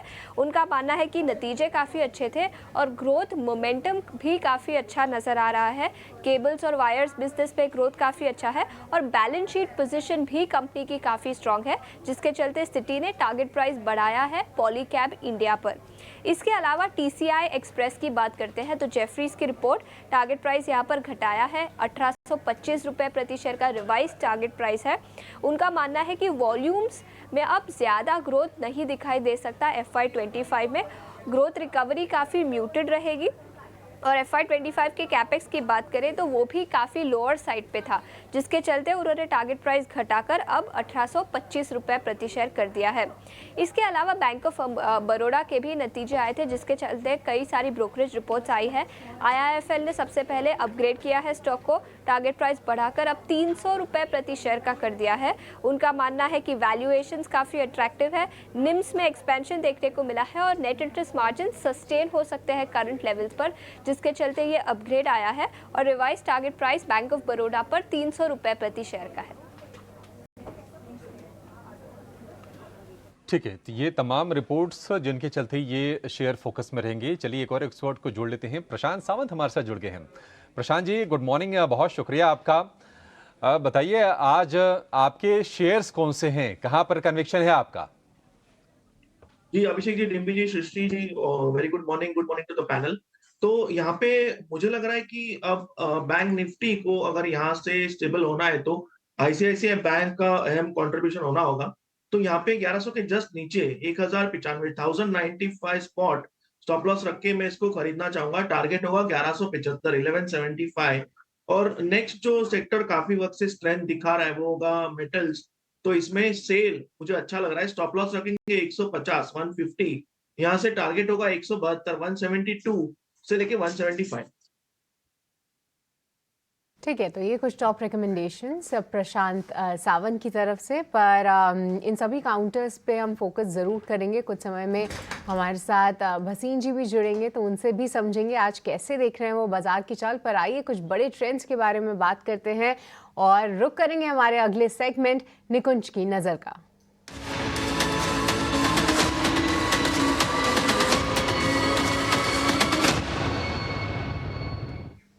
तो हमारे साथ ईजी नाउ और ईजी नाउ स्वदेश के एडिटर इन चीफ निकुंज तालमिया जुड़ चुके हैं। निकुंज साहब, वेरी गुड मॉर्निंग। सबसे पहले तो आपसे बाजार पे ही समझना चाहेंगे और कुछ नतीजों पे भी बात करनी है, खास तौर से टाटा मोटर्स पर। पिछला पूरा हफ्ता हमने देखा कि गिरावट देखने को मिली। इवन फ्राइडे तक हम थोड़े स्टेबिलिटी की तलाश कर रहे थे, पर जिस तरीके से अब आज फिर से वोटिंग के नंबर्स पे नज़र रहेगी, इस हफ्ते बाजार की चाल आप कैसे देख रहे हैं? क्या हम फिर से थोड़ी सी प्री इलेक्शन रैली की उम्मीद करें? सृष्टि, देखिए पहले बात करते पिछले हफ्ते का क्या हुआ। 3 बड़े मुद्दे थे। एफआई की सेलिंग, ज़बरदस्त सेलिंग, क्यों थी, कैसे थी, क्या होगा, हम एंडलेस डिबेट कर सकते हैं। बॉटम लाइन यह है कि एफआई की सेलिंग थी। पॉइंट नंबर 2, विक्स के अंदर surge, and point number 3, small and mid cap stocks के अंदर अंडर परफॉर्मेंस। इलेक्शन को लेकर के हम रोज चर्चा करेंगे। इलेक्शन को लेकर के खूब खुसफुस चलेगी। इलेक्शन को लेकर के जो क्लियर पिक्चर है वो एग्जिट पोल्स वाले दिन और इलेक्शन के बाद आएगी। मगर मेरा मानना है कि मार्केट्स के अंदर जो नर्वसनेस हो रही है कुछ जगहों पे एक्सट्रीम हो रही है। गिरने का कारण मेरे हिसाब से नतीजों को लेकर के चिंता वह नहीं है। गिरने का कारण मेरे हिसाब से यह है कि एफआई बेच रहा है, जिसके कई कारण हो सकते हैं। सबसे प्रमुख कारण मेरे हिसाब से हो सकता है कि वह ग्लोबल एलोकेशन अपनी चेंज हो रही है। दूसरा, जो तकनीकी इंडिकेटर्स आप देखते हैं जिसे हम विक्स बोलते हैं, वो 13-14 दिन से ऊपर गया है। रेयरली ऐसा होता है। कोविड के समय में भी विक्स 13-14 दिन लगातार ऊपर नहीं गया था। कोविड तो इससे और भी खराब समय था, बहुत ही खराब समय था। तो उस समय जब विक्स इतना ऊपर नहीं गया है तो इस समय लगातार विक्स इतना ऊपर क्यों जा रहा है? तो जाहिर सी बात है कि विक्स ओवर बॉट है और उसके अंदर गिरावट आ सकती है। इलेक्शन को लेकर के, जी हाँ, एक नंबर जो सबसे इंपॉर्टेंट नंबर है, जिसको मार्केट, एक बड़ा अनसाइंटिफिक डेटा है हालांकि मैं बोल दूं, मगर मार्केट फोकस करता है वोटर टर्नआउट का नंबर लेकर के। मार्केट को लगता है कि अगर वोटर टर्नआउट लो रहेगा तो वह जो है वो रूलिंग पार्टी के फेवर में नहीं है, वोटर टर्नआउट अच्छा रहेगा तो वो रूलिंग पार्टी के फेवर में। एक बड़ा अनसाइंटिफिक सा एक ये नंबर है, मगर मार्केट इस नंबर को देखता है। क्योंकि आज जहाँ पर इलेक्शन या वोटिंग हो रही है वहाँ पर एक प्रकार से स्विंग फैक्टर है जिस पर मार्केट बेट कर रहा है। तो आज के पोलिंग नंबर मार्केट के लिए या निफ्टी के लिए कल सुबह थोड़ा सा हम जिसे कहते हैं वॉलेटिलिटी, उत्साह, गिरावट या उछाल बना सकते हैं। मगर कुल मिलाकर के मुझे लगता है कि मार्केट के अंदर जो आपके टेक्निकल फैक्टर्स हैं वो स्लाइटली ओवर स्ट्रेच्ड हैं। मार्केट के अंदर मंदी ना करें। शॉर्ट जाने में रिस्क रिवॉर्ड रेशियो इतना फेवरेबल नहीं है। या तो शॉर्ट कवरिंग इस हफ्ते मुझे आती दिखती है, या फिर मुझे लगता है मार्केट न्यूट्रल हो सकता है। देखो सर, आप ये बात कर रहे हैं कि मार्केट या तो न्यूट्रल हो सकता है या तो कवरिंग थोड़ी बहुत आ सकती है। यही ऑलमोस्ट डेरिवेटिव्स का डाटा भी कह रहा है कि यहीं पे अगर रुके तो एक कवरिंग अराउंड तो ज़रूर देखेंगे। सर नंबर्स भी आ रहे हैं, हालांकि नंबर्स को मार्केट इग्नोर कर रहा है पूरी तरह से, वो सिर्फ इलेक्शंस डाटा और एफआईज के नंबर पे झूल रहा है। लेकिन फिर भी टाटा मोटर्स के नंबर आए, एक बार आपका रिएक्शन चाहिए। इसकी कॉन कॉल के कुछ पॉइंट्स भी आए हैं, ग्राफिक्स के जरिए सर स्क्रीन पर आ जाएंगे, लेकिन आपका एनालिसिस ज़्यादा ज़रूरी है। टाटा मोटर, एबीबी, जोमेटो, ये तीन मेरे हिसाब से इम्पोर्टेंट है। टाटा मोटर की बात करते देखिए, पिछले साल जो टाटा मोटर ने छक्का लगाया था वो छक्का तो दोबारा लग नहीं सकता है। हर जगह पर टाटा मोटर को हमने देखा उन्होंने वैल्यू क्रिएट करी थी, अपनी सब्सिडरी को लिस्ट करा, डेट को कम करा, कैश फ्लोज बढ़ाए। हर कुल मिलाकर टाटा मोटर ने जो पिछले फाइनेंशियल ईयर के अंदर जो कॉर्पोरेट चेंजेस करे थे, वैल्यू क्रिएशन के लिए जो बातें करी थी, टाटा मोटर डीवीआर की डी लिस्टिंग फिगर, वो बड़ी ट्रिगर इस साल तो आने वाले नहीं है। तो जाहिर सी बात है कि टाटा मोटर के अंदर इतना मैसिव आउट परफॉर्मेंस थम सा जाएगा। मुझे लगता है कि नतीजों को लेकर के टाटा मोटर में खास उत्साह नहीं है, मगर क्योंकि टाटा मोटर के अंदर और 2 नए ट्रिगर आ रहे हैं, कुछ और सब्सिडीज इसकी लिस्ट होने वाली हैं और टाटा मोटर का डीमर्जर आने वाला है 12 से 18 महीनों में, तो टाटा मोटर में गिरावट कम रहेगी, मगर नतीजों की वजह से इसके अंदर कोई बहुत बड़ा उछाल आने वाला नहीं है। टाटा मोटर अब सस्ता नहीं है। दूसरा जो कारण टाटा मोटर के लिए थोड़ा एक नेगेटिव हो सकता है इस साल की, जो ईवी के अंदर जो मोमेंटम है ग्लोबली स्लो हो रहा है, और ईवी के अंदर डोमेस्टिक मोमेंटम में हम देख रहे हैं कि काफ़ी कंपटीशन आ रहा है। तो क्या टाटा मोटर जो अपना एक 60-65% मार्केट शेयर ईवी के अंदर डोमिनेट कर रहा है, क्या वो कम होगा? अगर वो कम होगा तो उसका टाटा मोटर के स्टॉक की टर्मिनल वैल्यू पे क्या असर पड़ सकता है? तो कुल मिलाकर के मुझे लगता है that from an massive out performer Tata motor this year could be only a market performer. फिर दूसरा नंबर है जोमेटो का, और मेरे हिसाब से आज एक सबसे इम्पोर्टेंट ट्रेडर के लिए, इन्वेस्टर के लिए नंबर है। जोमेटो इस शेयर बाज़ार का एक प्रकार से महारथी रहा है। इस कंपनी को मैं काफ़ी क्लोजली ट्रैक करता हूं, तो डिस्क्लोजर भी है कि मैं काफ़ी क्लोजली इसको ट्रैक करता हूं। देखिए 1.5 साल पहले जोमेटो को हम कहते हैं ना, सबने राइट ऑफ कर दिया था, और 40 रुपये से सीधा स्टॉक गया है 200 रुपये के आसपास। इसके अंदर ब्लिंकिट जो क्विक डिलीवरी है उसके अंदर हम सुन रहे हैं कि टर्न अराउंड आ चुका है, फूड डिलीवरी के अंदर प्लेटफॉर्म फीस बढ़ चुकी है, कैश फ्लो अच्छा आने लगा है, ये सब एक मैसिव आउट परफॉर्मर रहा है। तो क्योंकि ये मार्केट के लिए एक इंपॉर्टेंट नंबर रहेगा क्वार्टर ऑन क्वार्टर, इसके अंदर सिर्फ एक चीज़ देखनी है कि कंबाइंड प्रॉफिट आ रहा है या नहीं। ब्लिंकिट के अंदर पिछले क्वार्टर में लॉस था, फूड डिलीवरी में प्रॉफिट था। अब हमें ये देखना है कि क्या फूड डिलीवरी में ग्रोथ है और क्या ब्लिंकिट का लॉस प्रॉफिट हो गया। अगर ये हो गया तो स्टॉक के अंदर नियर टर्म के अंदर अपग्रेड आ सकता है, मगर अगर जोमेटो का फूड डिलीवरी ब्लिंकिट कंबाइन अभी भी प्रॉफिट नहीं आता है तो हो सकता है स्टॉक के अंदर इतने उछाल के बाद थोड़ी सी गिरावट आ जाए। Nikhil sir good morning. लगे हाथ में जरा एबीबी पर भी सर व्यू दे दीजिए। अच्छे नंबर से स्ट्रॉन्ग नतीजे हैं, मुनाफे में 88% की ग्रोथ है, और ऑर्डर बुक की बात करें तो जो Q1 में उन्होंने जो ऑर्डर बुक जो दिखाया है वो 5 साल के हाईएस्ट पर है। तो एबीबी आपको कैसा लग रहा है सर यहाँ से? देखिए 2 चीज़ें हैं, अगर आपके पास एबीबी तो आपको बेचना नहीं चाहिए, और एबीबी आप लेना चाहते हैं तो आपको मार्केट की डिक्लाइन का वेट करना चाहिए।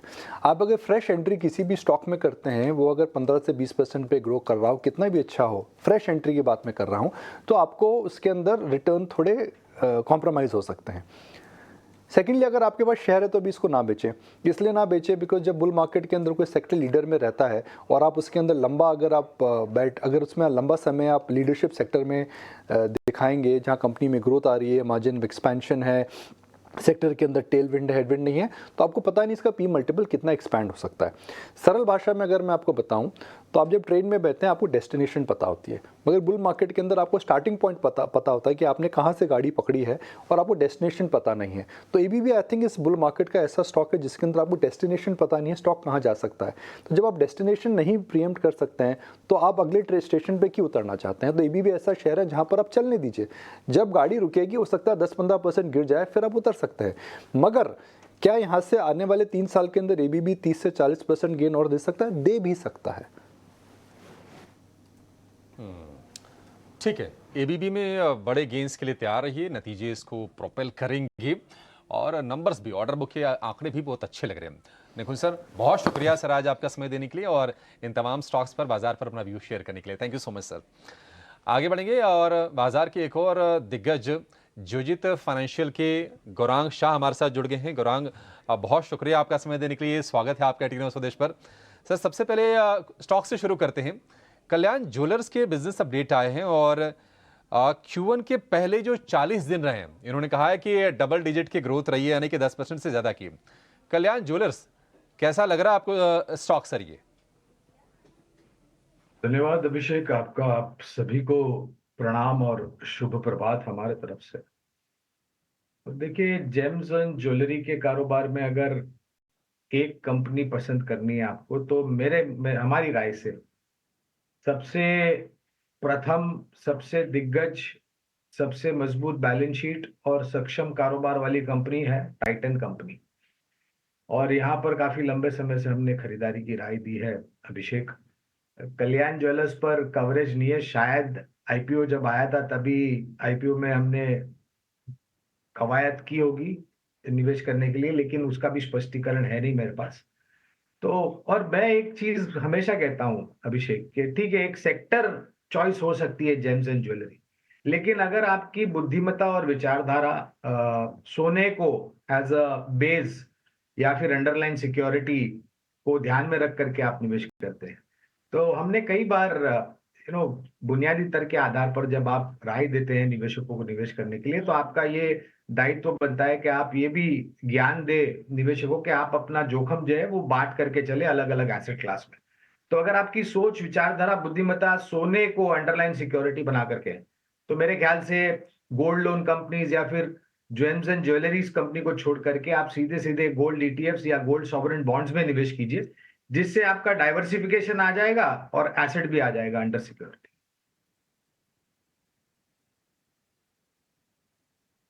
ठीक है, तो ये राय आपके लिए।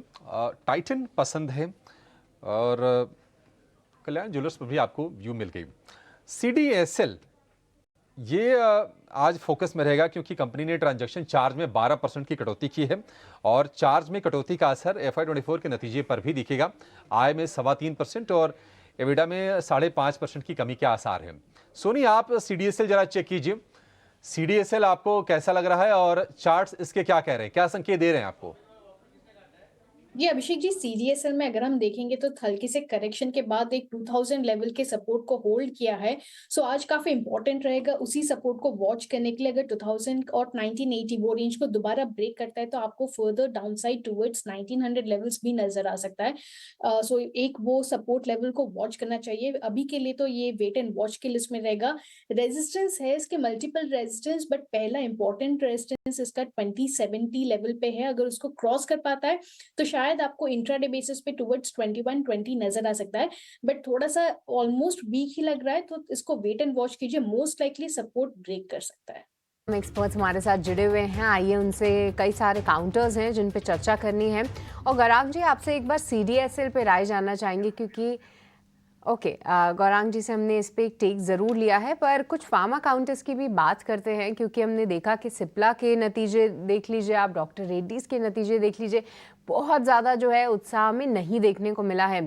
साथ ही दूसरी तरफ अगर पिरामल फार्मा की बात करें तो वहाँ पे नतीजे काफ़ी शानदार आए हैं, हालांकि मुनाफा जो है अनुमान से कम ज़रूर रहा है, बाकी के जो नंबर्स हैं वो ठीक ही देखने को मिले हैं। एक बार सोनी, पिरामल फार्मा पे चार्ट चेक दीजिए, आज कौन से लेवल्स इसके लिए इम्पोर्टेंट रहेंगे? सृष्टि जी, ये हमारी रिसर्च रेस्ट्रिक्शन लिस्ट में है, so can not comment anything. ठीक है, पर प्रशांत जी आप इस पे राय दे सकते हैं, पिरामल फार्मा कैसे दिख रहा है आपको चार्ट्स पे? बिल्कुल सुश्री, अगर मैं यहाँ पे देखूं तो इसने शुक्रवार के सत्र में बिल्कुल एक 20 मूविंग एवरेज पे सपोर्ट लिया हुआ था और जो लो बना हुआ है करीबन 144-140 मान के चलेंगे, तो 140 के स्टॉप लॉस से यहाँ बने रह सकते हैं। अगर कोई खरीदना भी चाहे, रेजिस्टेंस के थोड़ा करीब है, बट आप क्वांटिटी थोड़ी प्लान कीजिए 140 के हिसाब से, और ये स्टॉक एक बार 155 को क्रॉस कर जाए तभी आप और ऐड कर सकते हो। ओवरऑल पैटर्न काफी पॉजिटिव लग रहा है। पिरामल फार्मा स्ट्रॉन्ग दिख रहा है चार्ट्स पे, निचले स्तरों पे और भी आप ऐड कर सकते हैं। पर चलिए अब रुक करेंगे हमारे अगले सेगमेंट भसीन के बेहतरीन शेयर्स का।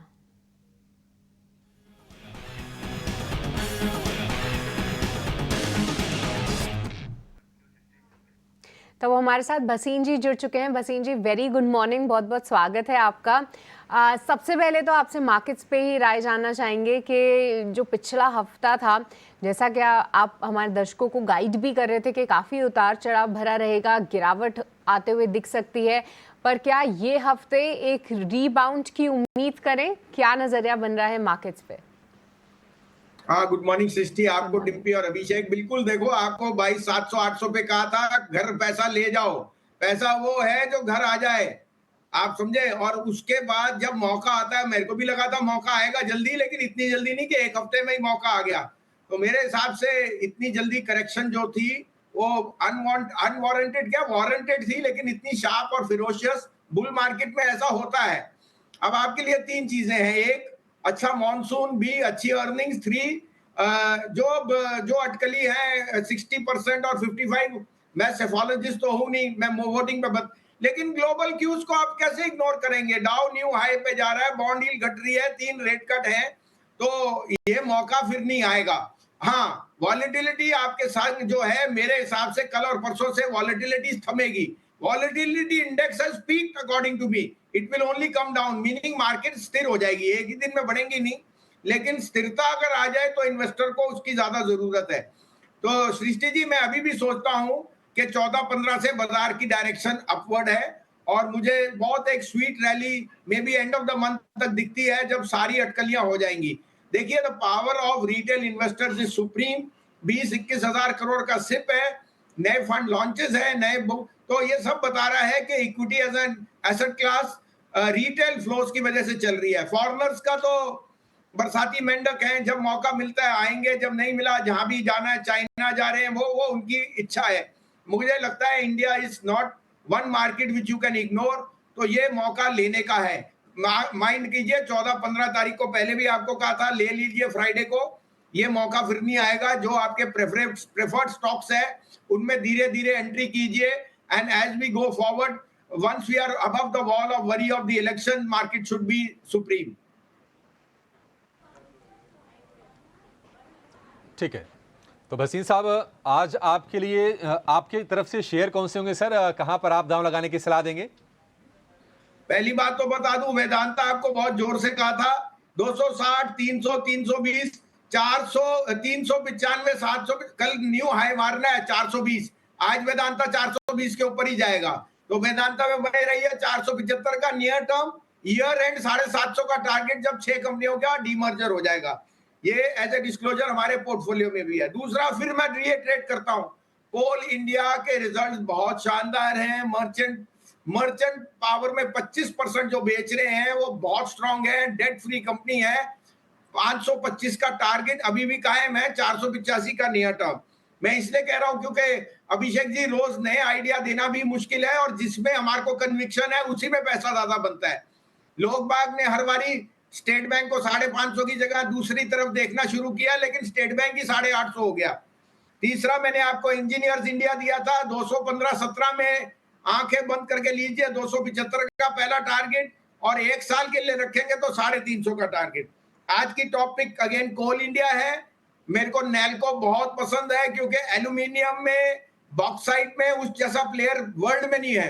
तो नैल्को इज हेडेड टू 190, 167 का stop. And last but not least, my favourite share, 112 रुपए में 111 में प्लेसमेंट हुई 4000 करोड़ की with warrant of India bull. 115-17 में आपके पास फ्लोर प्राइस है लोअर की, यहां से 150 रुपए का भाव आपको बहुत जल्दी दिखेगा। 22 तारीख को इसकी डीमर्जर की बात एनसीएलटी में है, ये एक नो ब्रेनर है। 150 का पहला टारगेट, 1 साल रखे तो 250। ठीक है, ये 3 शेयर, उसमें से कुछ आपको रेपुटेशन लगेंगे, लेकिन भसीन साहब ने जो बात कही कि जहां पर कन्विक्शन हो उनके साथ जाइए। कोल इंडिया वही वाला शेयर है, इंडिया बुल्स रियल और नाल्को, ये 3 शेयर भसीन साहब की तरफ से। चलिए अब नतीजों का विश्लेषण करेंगे एक एक करके, और लेकर आएंगे अपना खास सेगमेंट रिजल्ट एक्सपर्ट।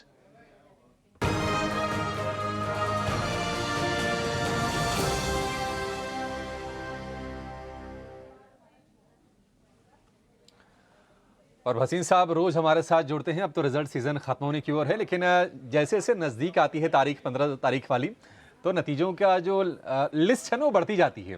आज भी लंबी लिस्ट है, फटाफट एक एक करके राय लेंगे और क्विक फायर अंदाज में एक एक इस पर रणनीति आपकी बनाएंगे। भसीन साहब, शुरुआत करेंगे कल्याण ज्वेलर्स से। नतीजे इसके ठीक ठाक दिख रहे हैं, प्रॉफिट ऑलमोस्ट डबल हो गया है, हालांकि मार्जिन थोड़ा सा कमजोर है। कल्याण ज्वेलर्स कैसे लग रही है कंपनी आपको, नतीजे कैसे लग रहे हैं?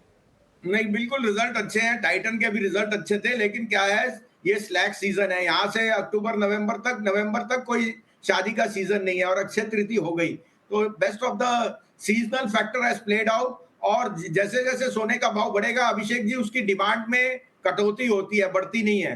तो होल्ड है, अगर आपके पास है, डोंट चेस दिस स्टॉक।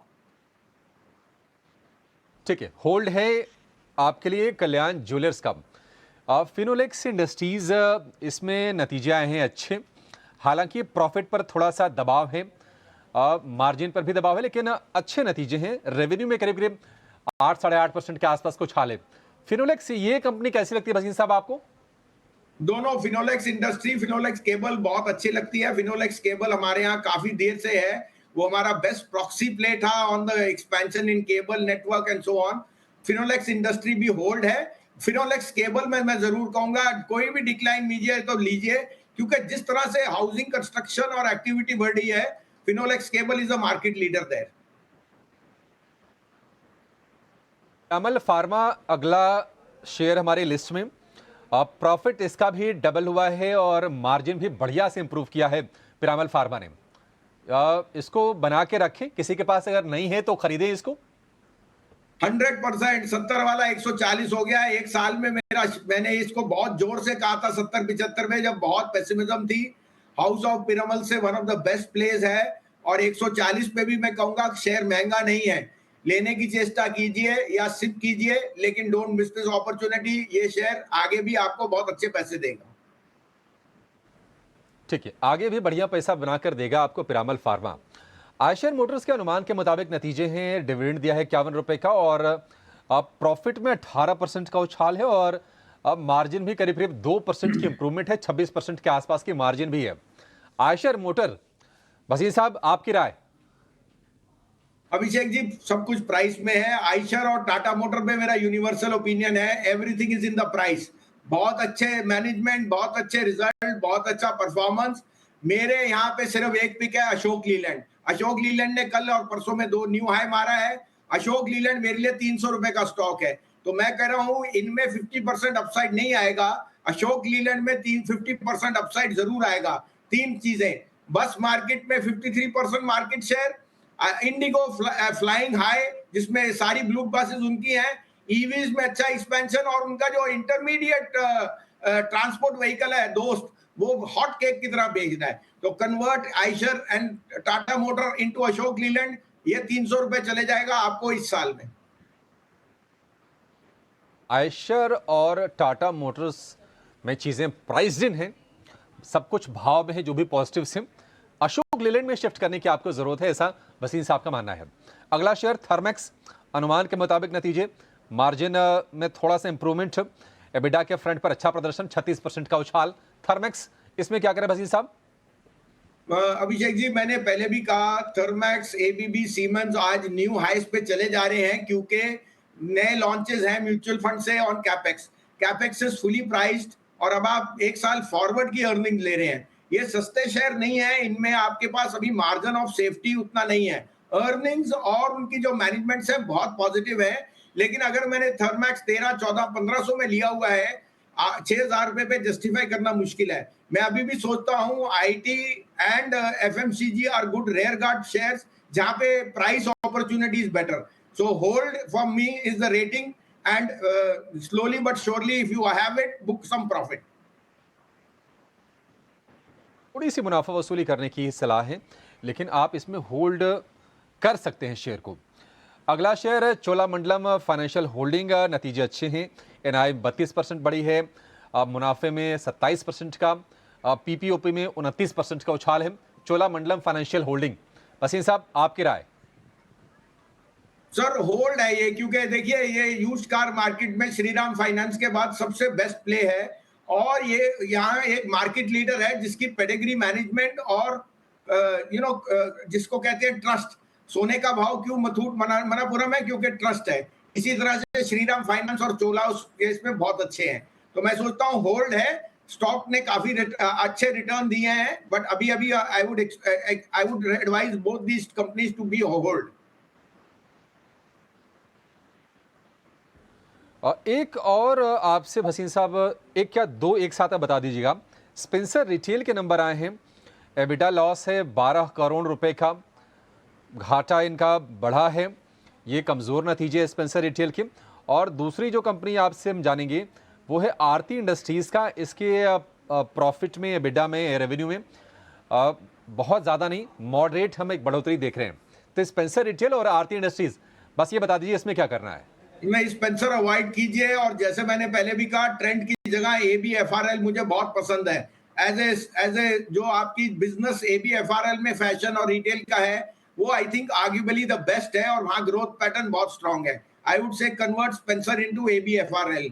दूसरा आपने जो नाम लिया है, मैं ध्यान से उतर रहा है, कैन यू रिपीट दैट?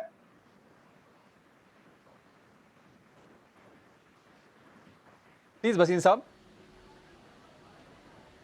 दूसरा आरती इंडस्ट्री। आरती हमने 450 पौने 500 में लिया है। देखिए अभिषेक जी, स्पेशलिटी केमिकल में बॉटमिंग आउट, जो प्रोडक्ट आरती बनाती है वो एक बहुत स्ट्रॉन्ग डिमांड सिनेरियो में है। एक आध क्वार्टर और इनको स्टेबलाइजेशन में लगेगा, लेकिन आरती, अतुल, नवीन फ्लोरिन और SRF, ये टाइम है इनमें पैसा डालने का।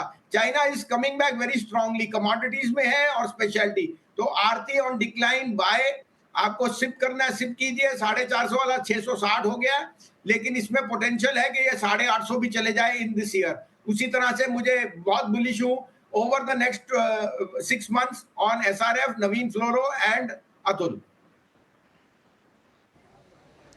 ठीक है भसीन साहब, बहुत शुक्रिया आज आपका समय देने के लिए और अपने शेयर बताने के लिए, और रिजल्ट एक्शन पर अपनी बिल्कुल सटीक राय, बेबाक राय भी शेयर करने के लिए, लोगों की मदद करने के लिए।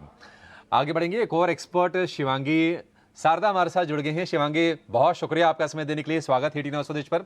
शुरुआत आपके शेयरों से कर लेते हैं, बताइए आज के लिए आपकी कॉल्स क्या हैं? जी बिल्कुल, वेरी गुड मॉर्निंग।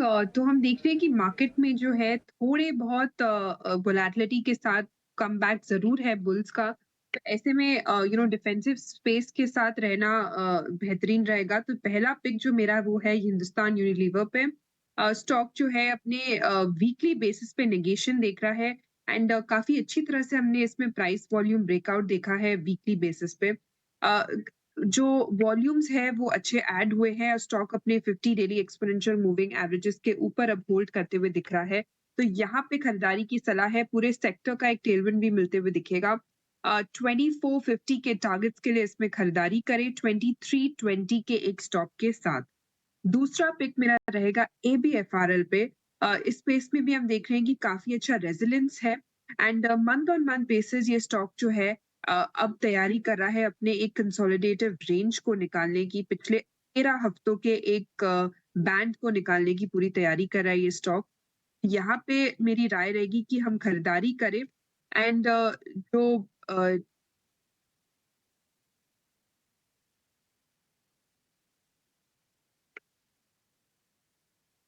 यहाँ पे हम खरीदारी करें जो 255 के टारगेट्स के लिए, एंड 265 के टारगेट्स के लिए, एंड 250 के स्टॉप लॉस।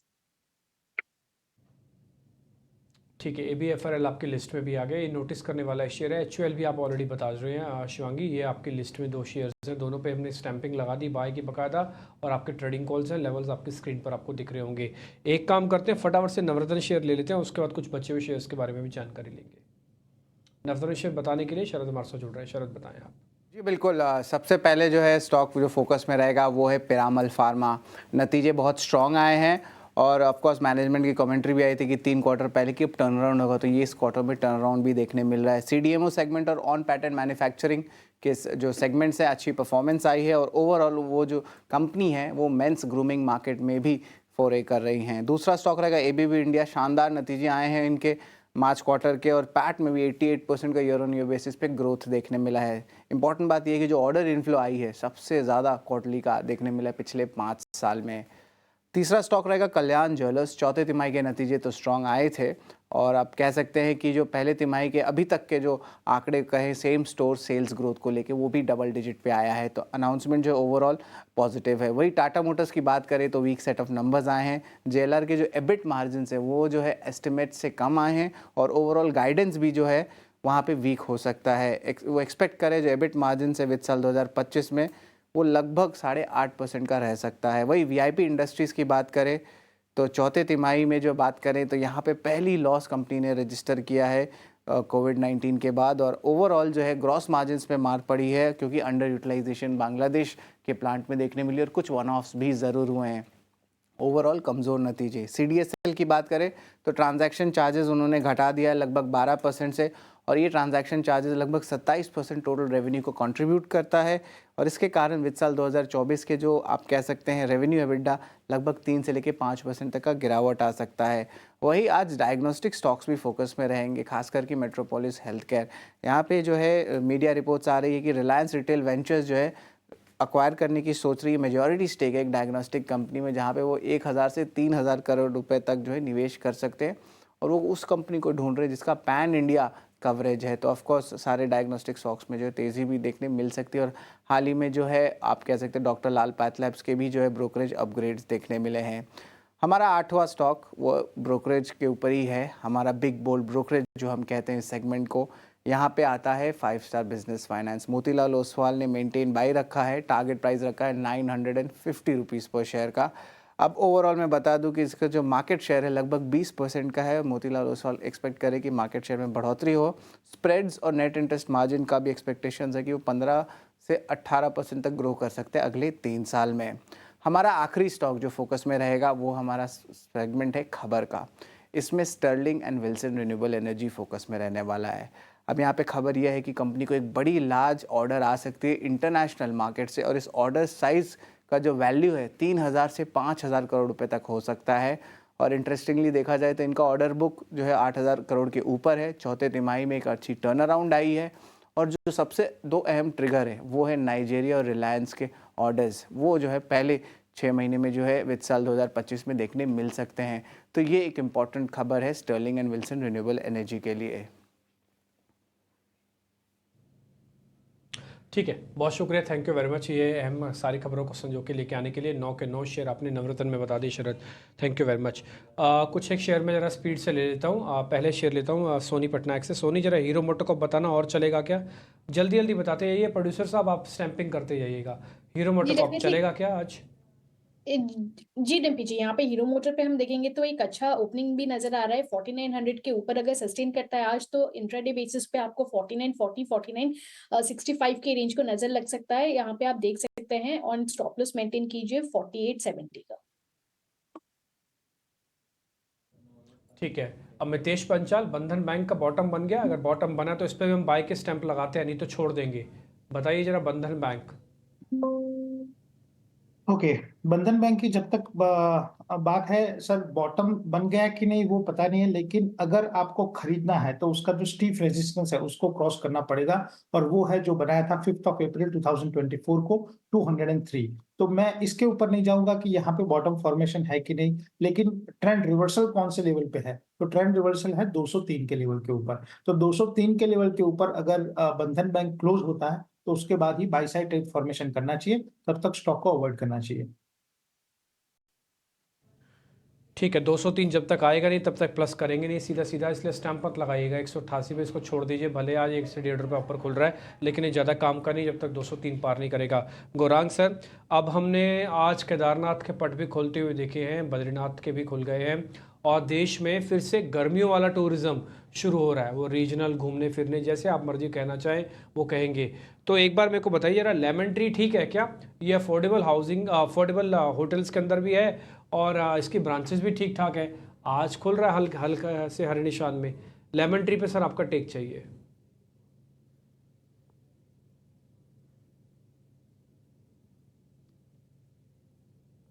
सर अनम्यूट कीजिए, आवाज़ आएगी तभी। गुरांग सर।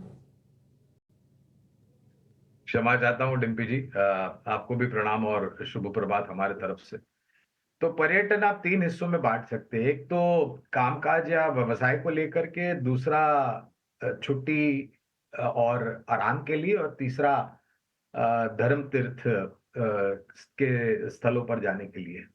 और ये पूरा जो हॉस्पिटैलिटी सेक्टर है डिम्पी, आपने शायद ध्यान दिया होगा पिछले वित्तीय वर्ष के दूसरी तिमाही से लगातार जितने भी मैनेजमेंट ने नतीजे दिए हैं, चाहे वो लेमन ट्री हो, ताज जीवीके हो, इंडियन होटल्स हो, या फिर बाकी अन्य दूसरी सक्षम और मजबूत होटल्स से जुड़ी हुई कंपनियां, सभी मैनेजमेंट ने ये कहा है कि वो अपनी विस्तार योजनाएं जो हैं वो बहुत ही जोर शोर से आगे बढ़ा रहे हैं। और काफी मैनेजमेंट ने ये बयान दिया है कि ये जो तीर्थ स्थल है हमारे, जैसे अयोध्या हो गया या फिर काशी विश्वनाथ हो गया या फिर मथुरा हो गया या फिर द्वारका जी हो गए, वहां पर ये ज्यादा जोर और अपना ध्यान दे रहे हैं और वहां पर ज्यादा प्रॉपर्टी, अभी मेरे ख्याल से 2 दिन पहले कुछ एक नई प्रॉपर्टी साइन की थी किसी एक होटल ने। तो मेरा कहने का तात्पर्य, और दूसरी बात सबसे ज्यादा जरूरी इसके लिए है क्योंकि जो टैरिफ्स है वो बहुत शानदार तरीके से ऊपर जाए। कोविड की महामारी खत्म होने के बाद 15% का ऊपर का टैरिफ रिविजन है डिम्पी, और मैनेजमेंट ने ये किया आने वाले 1 साल में या 1.5 साल में ये यहाँ से और 15 से 20% ऊपर जाएगा, क्योंकि डिमांड इतनी है, रूम्स की ऑक्यूपेंसी रेट ऊपर जा रही है और रियलाइजेशन पर रूम अच्छे हो रहे हैं। ये एक बात होगी। दूसरी तरफ आपका फूड, बेवरेजेस और बैंक्वेट का इनकम, और तीसरी तरफ शादी ब्याह का जब मौसम आता है, खास करके दूसरे आधे हिस्से में साल के, तो लेमन ट्री तो अच्छी होटल है लेकिन कवरेज है नहीं, इसलिए विशेष रूप में टिप्पणी नहीं करूंगा। लेकिन एक कंपनी जहां पर हमारी कंपनी का कवरेज है बुनियादी दर के आधार पर, वो है इंडियन होटल्स। मेरे हिसाब से यहाँ पर आपको बिल्कुल नजर रखनी चाहिए, और इस क्षेत्र पर भी। क्षेत्र पे आप नज़र ज़रूर रखें। पर इस बीच हम देखें अगर मार्केट की ओपनिंग में, तो हालांकि टाटा मोटर्स लगभग 4% की गिरावट के साथ शुरुआत की तैयारी कर रहा है, पर सिप्ला जो है 2% से ज़्यादा की तेज़ी यहाँ पे दिख रही है। एक बार शिवांगी इस पे चार्ट चेक दीजिए, क्योंकि नतीजों के बाद थोड़ी वीकनेस ज़रूर आई थी, पर मैनेजमेंट की कॉमेंट्री और ब्रोकरेज की रिपोर्ट से शायद उत्साह आया है। सिप्ला आज कौन से लेवल्स ध्यान में रखें इसमें? जी बिल्कुल, सिप्ला की बात करें यहाँ पे तो फार्मा स्पेस में थोड़े बहुत एक्शन जरूर हमने देखने को मिला है लास्ट 2 हफ्तों से।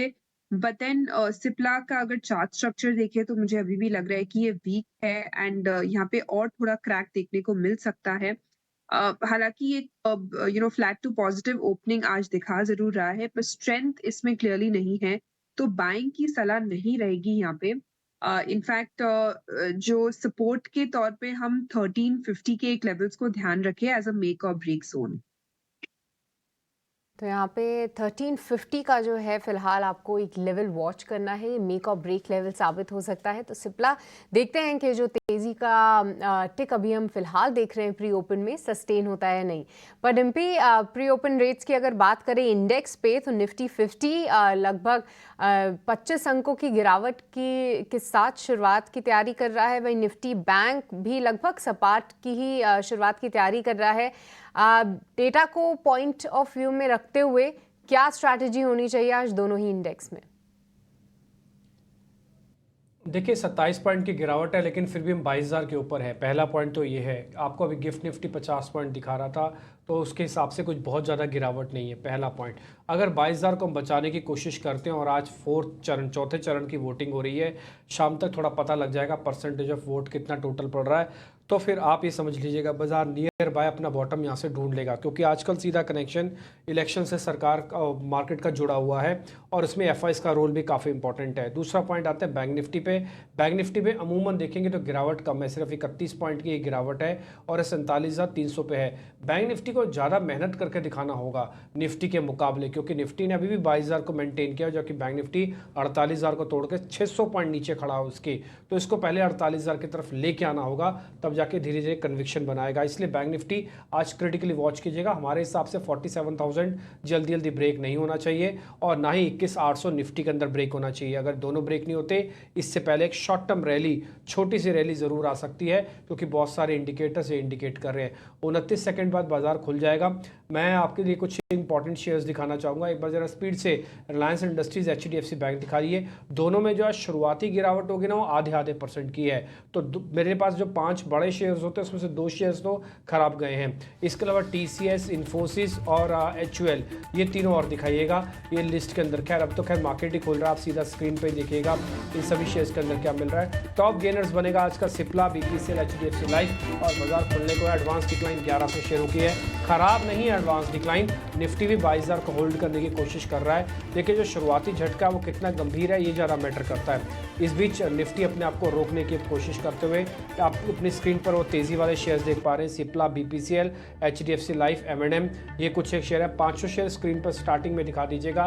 रिलायंस इंडस्ट्रीज दिखाइएगा, HUL दिखाइए, HDFC बैंक दिखाइए, TCS और इन्फोसिस दिखाइए। 500 शेयर को वेटेज जरूर चेक कर लेना, नहीं तो वेटेज का आपको सबसे बेस्ट एग्जांपल फ्राइडे का ट्रेड था जब HDFC बैंक नीचे था। आज ऑलमोस्ट फ्लैट है। HUL 0.5% ऊपर, शिवांगी सारदा की कॉल थी ये। इसके अलावा इन्फोसिस और TCS भी दिखा दो IT के अंदर भी। इसके अलावा जो देखने वाली चीज़ मेरे को ज़्यादा इंपॉर्टेंट लग रही है वो ऑटो इंडेक्स है। एक बार ऑटो इंडेक्स का भी, यानी कि ऑटो निफ्टी और ऑटो इंडेक्स ये भी दिखाना, साथ ही हीरो मोटोकॉर्प, टाटा मोटर्स, M&M, ये सभी शेयर्स भी दिखाना। टाटा मोटर्स में यहाँ पे गिरावट करीब आपको 4% की मिलेगी, लेकिन हीरो मोटोकॉर्प और M&M में उतनी गिरावट नहीं है। बाकायदा ये आज थोड़ा थोड़ा अपने आप को रोकने की कोशिश करते हुए दिख रहे हैं। तो आज ऑटो इंडेक्स टाटा मोटर्स की वजह से ओवरऑल थोड़ी प्रॉब्लम में है, लेकिन वैसे भी खास बड़ी प्रॉब्लम और दूसरे शेयरों में हमको नहीं दिख रही है। आ जाते हैं जरा टॉप 100 काउंटर्स पे, वहाँ पे क्या हो रहा है। ABB जरा स्क्रीन पे दिखाएं, 5% ऊपर है। इसके अलावा जोमेटो 2% ऊपर है। बैंक ऑफ बड़ौदा एक दिन तो झटका लगा नंबर का, लेकिन आज ऊपर है। और जहाँ पे नुकसान देखने को मिल रहा है वो है टाटा मोटर्स का DVR, ये भी नीचे है 3%। इसके अलावा चोलामंडलम फाइनेंस, नौकरी, इन सभी के अंदर शुरुआती नुकसान है। आप इंडिया विक्स देखिए 20 पार हो गया, 10% की तेज़ी के साथ इंडिया विक्स आपको ऊपर दिख रहा है, 20 का लेवल पार हो गया। ट्रस्ट में हमने कई बार एक्सपर्ट से पता किया है, वो ये कह रहे हैं कि इलेक्शन का फेज जैसे जैसे होता जाएगा ये 25 तक पहुंच जाएगा। और अगर 25 तक पहुंचा, आप देखिए जैसे इंडिया विक्स चला, निफ्टी आपका भर के 22,000 के लेवल को पीछे छोड़ के आ गया और 70 पॉइंट नीचे आ गया। बैंक निफ्टी में भी इस समय गिरावट है, लेकिन वो थोड़ी कम है। बैंक निफ्टी ऑलरेडी डाइवर्जेंस के हिसाब से ज़्यादा तोड़ चुका है, लेकिन निफ्टी ने और तोड़ा है। इंडिया विक्स, ये बैंक ऑफ बड़ौदा पे 10 लाख शेयरों की ब्लॉक भी लगी है। ये भी नोटिस करने वाला पॉइंट है कि पोस्ट नंबर्स ब्लॉक लग रहे हैं कई सारे शेयर्स पे, ये ध्यान देने वाली बात। 80 पॉइंट नीचे है। एडवांस डिक्लाइन जो पहले हम 1:2 का लेके खड़े थे, अब 1:1 का लेके हम आ गए हैं। ये इंडिया विक्स जो है थोड़ा डिस्टर्ब कर रहा है। अब हम करें क्या सर, कुछ नहीं कर सकते ना। अभी मार्केट के अंदर फियर है तो है, अब आज फियर ने फिर अपना काम किया है। और मैं बता रहा हूँ 25 तक अपने माइंड को मान के चलो कि 25 तक इंडिया विक्स चला जाएगा।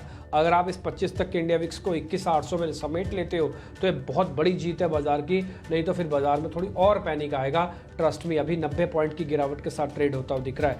अब आ जाते हैं जरा हम कुछ और काउंटर्स पे, मैं आपको नोटिस कराता हूँ। ब्रिटानिया भी एक बार स्क्रीन पर दिखाइए, सन फार्मा भी दिखा सकते हैं, ITC भी दिखा सकते हैं। इन तीनों शेयरों का देखने का वजह यही है कि ये डिफेंसिव हैं तीनों अपने आप में।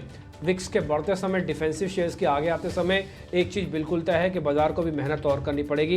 एडवांस डिक्लाइन थोड़ा ख़राब हो चुका है, अब 1000 से ज़्यादा शेयर आपके नुकसान में पहुंच चुके हैं और अभी 900 शेयर ही सिर्फ एडवांसेस के अंदर है। मोटा मोटी अभी तक मेरे को कोई भी ना ही ऐसा इंडाइसिस, ना ही ऐसी कोई स्क्रीन खास ऐसी बड़ी देखने को मिल रही है जिससे मैं कहूँ कि हाँ ये बहुत ही बढ़िया है। एक बार जरा मेटल के शेयर दिखाएंगे आप, मेटल्स के शेयर आज ये ज़रूर नोटिस कीजिएगा, थोड़ा मेटल्स एंड माइनिंग वाले शेयर्स में यहाँ पर हल्की सी बढ़त हमको देखने को मिल रही है। अदरवाइज तो ठीक है, जैसे चल रहा है वैसे ही मार्केट आपको दिखेगा। थोड़ा मेटल्स वाले शेयर, थोड़े पावर से जुड़े हुए शेयर्स, ये कुछ आज आपको थोड़े से ठीक देखने को मिल सकते हैं। ठीक है, उम्मीद करते हैं कि इससे ज़्यादा डिप नहीं लगेगा, इससे ज़्यादा विक्स नहीं बढ़ेगा। आज का जो विक्स का बढ़ना था वो शुरुआत में हो चुका है, अब मेरे हिसाब से हल्की सी रिकवरी आनी चाहिए। देखते हैं, आप क्रिटिकली वॉच कीजिएगा। जब तक 22,000 आएगा नहीं तब तक पोजीशंस को ना लीजिएगा, नहीं तो 21,800 पे वेट करना दोनों लेवल्स के। ये ऊपर की लेयर आपको डिफेंसिव कम एग्रेसिव शेयर्स को बता रही है।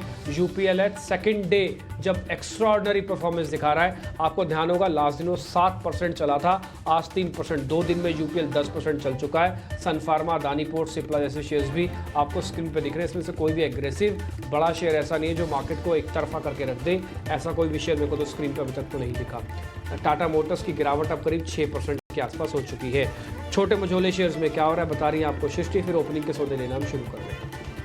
ठीक है, तो अगर इंडेक्स की बात करें तो वहाँ पे जो है फिलहाल गिरावट ही देखने को मिल रही है, पर अगर एडवांसेस और डिक्लाइंस की बात करें NSE और BSE पे, तो जितने ही बढ़ने वाले शेयर्स हैं उतने ही गिरने वाले शेयर्स भी सामने दिख रहे हैं। तो वहाँ पे जो जंग है वो जारी है, पर इसके बीच कई सारे काउंटर्स हैं जिनमें हम एक्शन देख पा रहे हैं। नज़र रखिए CDSL पे, यहाँ पे गिरावट आते हुए हम दिख रहे हैं, 2% की गिरावट है। हालांकि जो नंबर्स थे, जो खबर है जिसके चलते ट्रांजैक्शन चार्जेस बढ़ा दिए गए हैं, उसके चलते यहाँ पे थोड़ा सा प्रेशर है। बैंक ऑफ इंडिया यहाँ पे नतीजों के बाद लगभग 10% की हम गिरावट देख रहे हैं। टाटा मोटर्स का जिक्र हुआ, टाटा मोटर्स डीवीआर में भी प्रेशर है। टीसीआई एक्सप्रेस भी नतीजों के बाद लगभग 6% कमजोर है। इसके अलावा कुछ बढ़ने वाले शेयर्स की बात करें तो शारदा क्रॉप केम, यहाँ पे आप नजर रखिए 7.5% 8% की तेजी है। और डॉक्टर लाल पैथलैब, यहाँ पे जो कमेंट्री थी वो पॉजिटिव साइड देखने को मिली, 6% की तेजी जो है हम इस काउंटर में देख रहे हैं। इसके अलावा अन्य काउंटर्स पे भी नजर रहेगी। कार्बोरैनम यूनिवर्सल, यहाँ पे भी लगभग 4% की तेजी है। और वेल्सपन कॉर्पोरेशन भी आपको आज अच्छा उछाल दिखा रहा है, 3.5% का यहाँ पे उछाल है। कुछ सीमेंट काउंटर्स में भी एक्शन है, जिसमें जेके सीमेंट लगभग 2.5% तेज है। और साथ ही क्योंकि डॉक्टर लाल पैथलैब का जिक्र हो रहा था तो थायरो केयर पे भी नजर रखिए, यहाँ पे भी जो तेजी है लगभग 3% की है। इसके अलावा कुछ और काउंटर्स की बात करें तो पिरामल फार्मा भी देखिए नतीजों के बाद, जैसा कि हम हाईलाइट कर रहे थे, एक एक धीरे धीरे करके 4% से ज्यादा की तेजी के साथ शुरुआत हुई थी, अब 7% का जो उछाल है आप पिरामल फार्मा में आते हुए देख रहे हैं। तो ये कुछ काउंटर्स हैं जहां पे आज अच्छा एक्शन है। ऑटोज में आज प्रेशर जरूर दिख रहा है अभिषेक, पर इसके अलावा जो फार्मा काउंटर्स हैं जैसे कि सिप्ला, सन फार्मा जैसे काउंटर्स, ये लार्ज कैप में जो है तेजी जरूर दिखा रहे हैं। बिल्कुल, फार्मा से आज बाजार को सपोर्ट है, लेकिन जो भी तेजी थी शुक्रवार की, बाजार ने पूरी की पूरी गंवा दी है। और 100 अंक नीचे इस वक्त निफ्टी कारोबार कर रहा है, 21,950 के आसपास यहीं से चले थे, फिर से उस लेवल पर लौट के आगे हैं। निफ्टी बैंक में निफ्टी के मुकाबले थोड़ी सी गिरावट कम है, लेकिन चूंकि निफ्टी बैंक लगातार प्रेशर में रहा है, निफ्टी में तो रिकवरी आ भी गई थी लेकिन निफ्टी बैंक में नहीं आई थी, तो उसके चलते वहां पर थोड़ी सी आपको आज गिरावट कम दिख रही है। लेकिन निश्चित तौर पर टाटा मोटर आज ये टॉप लूजर है, करीब करीब 6% गिरावट, लेकिन एबीबी के अच्छे नतीजे, शेयर है 7% ऊपर। उसके अलावा डायग्नोस्टिक में, फार्मा में बढ़िया हम तेजी देख रहे हैं। डॉक्टर लाल पैथलैब, सिप्ला, ये तमाम शेयर आज मजबूती के साथ कारोबार कर रहे हैं। अब जरा ये समझ लेते हैं कि इस शुरुआत के बीच में आपके लिए मौके शेयरों में कहां पर बन रहे हैं, क्या लॉन्ग करें, कहां शॉर्ट के मौके बन रहे हैं, ये सब कुछ समझेंगे और लेकर आएंगे ओपनिंग ट्रेड।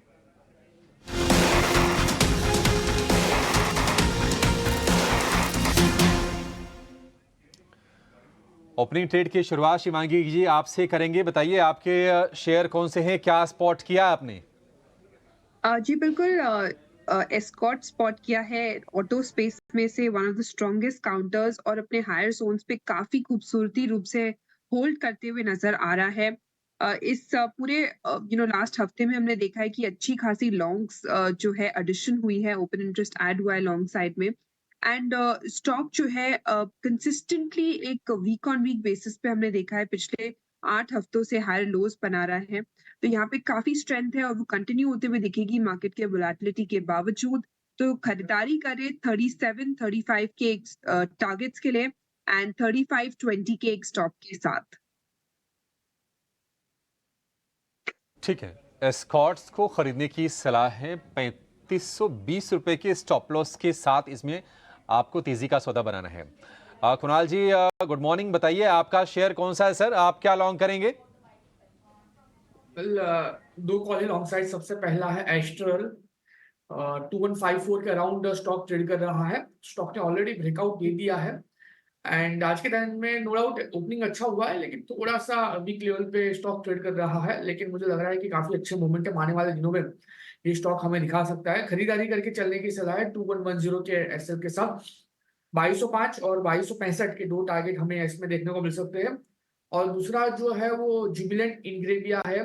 अगर मैं पर्टिकुलर स्टॉक की बात करूँ, जिस हिसाब से स्टॉक फिलहाल ट्रेड हो रहा है, खरीदारी करके चलने की सलाह है। 523 524 के अराउंड स्टॉक ट्रेड हो रहा है। 515 के एसएल के साथ खरीदारी करके चलने की सलाह है। 548 568 के दो टारगेट हम इसमें देखने को मिल सकते हैं। स्टल को खरीदने की सलाह है। तो शिवांगी जी की कॉल हो गई और कुणाल जी की कॉल हो गई। इस बीच आप इंडिया विक्स देखिए, 12% की तेजी है और 20 के ऊपर जाकर इंडिया विक्स कारोबार कर रहा है। लगातार 11वां 12वां सत्र होगा जब इंडिया विक्स में लगातार हम तेजी देख रहे हैं। 9.73 के स्तर से, जो कि 23 अप्रैल को बना था, उसके बाद से लगातार इंडिया विक्स में मोमेंटम बना हुआ है और 20 महीने के ऊपरी स्तर पर जाकर इंडिया विक्स कारोबार कर रहा है। आज 12% की तेजी है। कहीं ना कहीं ये जो फियर है, ये जो वोलेटिलिटी है, ये दिखा रहा है कि चुनाव के नतीजों से पहले बाजार थोड़ा सा सतर्क, थोड़ा अलर्ट मोड में जा रहा है और इसके चलते ये विक्स में हम उछाल देख रहे हैं। इस पर आगे नजर रहेगी, इस पर और अपने एक्सपर्ट से बातचीत करेंगे और समझने की कोशिश करेंगे कि इसके मायने क्या हैं इंडिया विक्स के 20 के ऊपर जाने के। डिम्पी बता भी रहे थे कि काफी संभावना है कि 25 के भी ऊपर निकल जाए चुनाव के नतीजे आते आते, और बिल्कुल संभव है ये। जिस तरह से हम चाल देख रहे हैं डबल से ज्यादा हो गया है, 10 के भी नीचे का विक्स हो गया था, वहां से 100% से ज्यादा की उछाल अब 20 के आसपास की, 20 के ऊपर का हम इंडिया विक्स देख रहे हैं। निफ्टी में करीब 120 अंकों की गिरावट है, 21,957 के आसपास, यानी कि जहां से बाजार शुक्रवार को चला था वहां पर फिर से वापस लौट के आ गया है। मितेश जी आपके पास आएंगे, आपके शेयर कौन से हैं सर?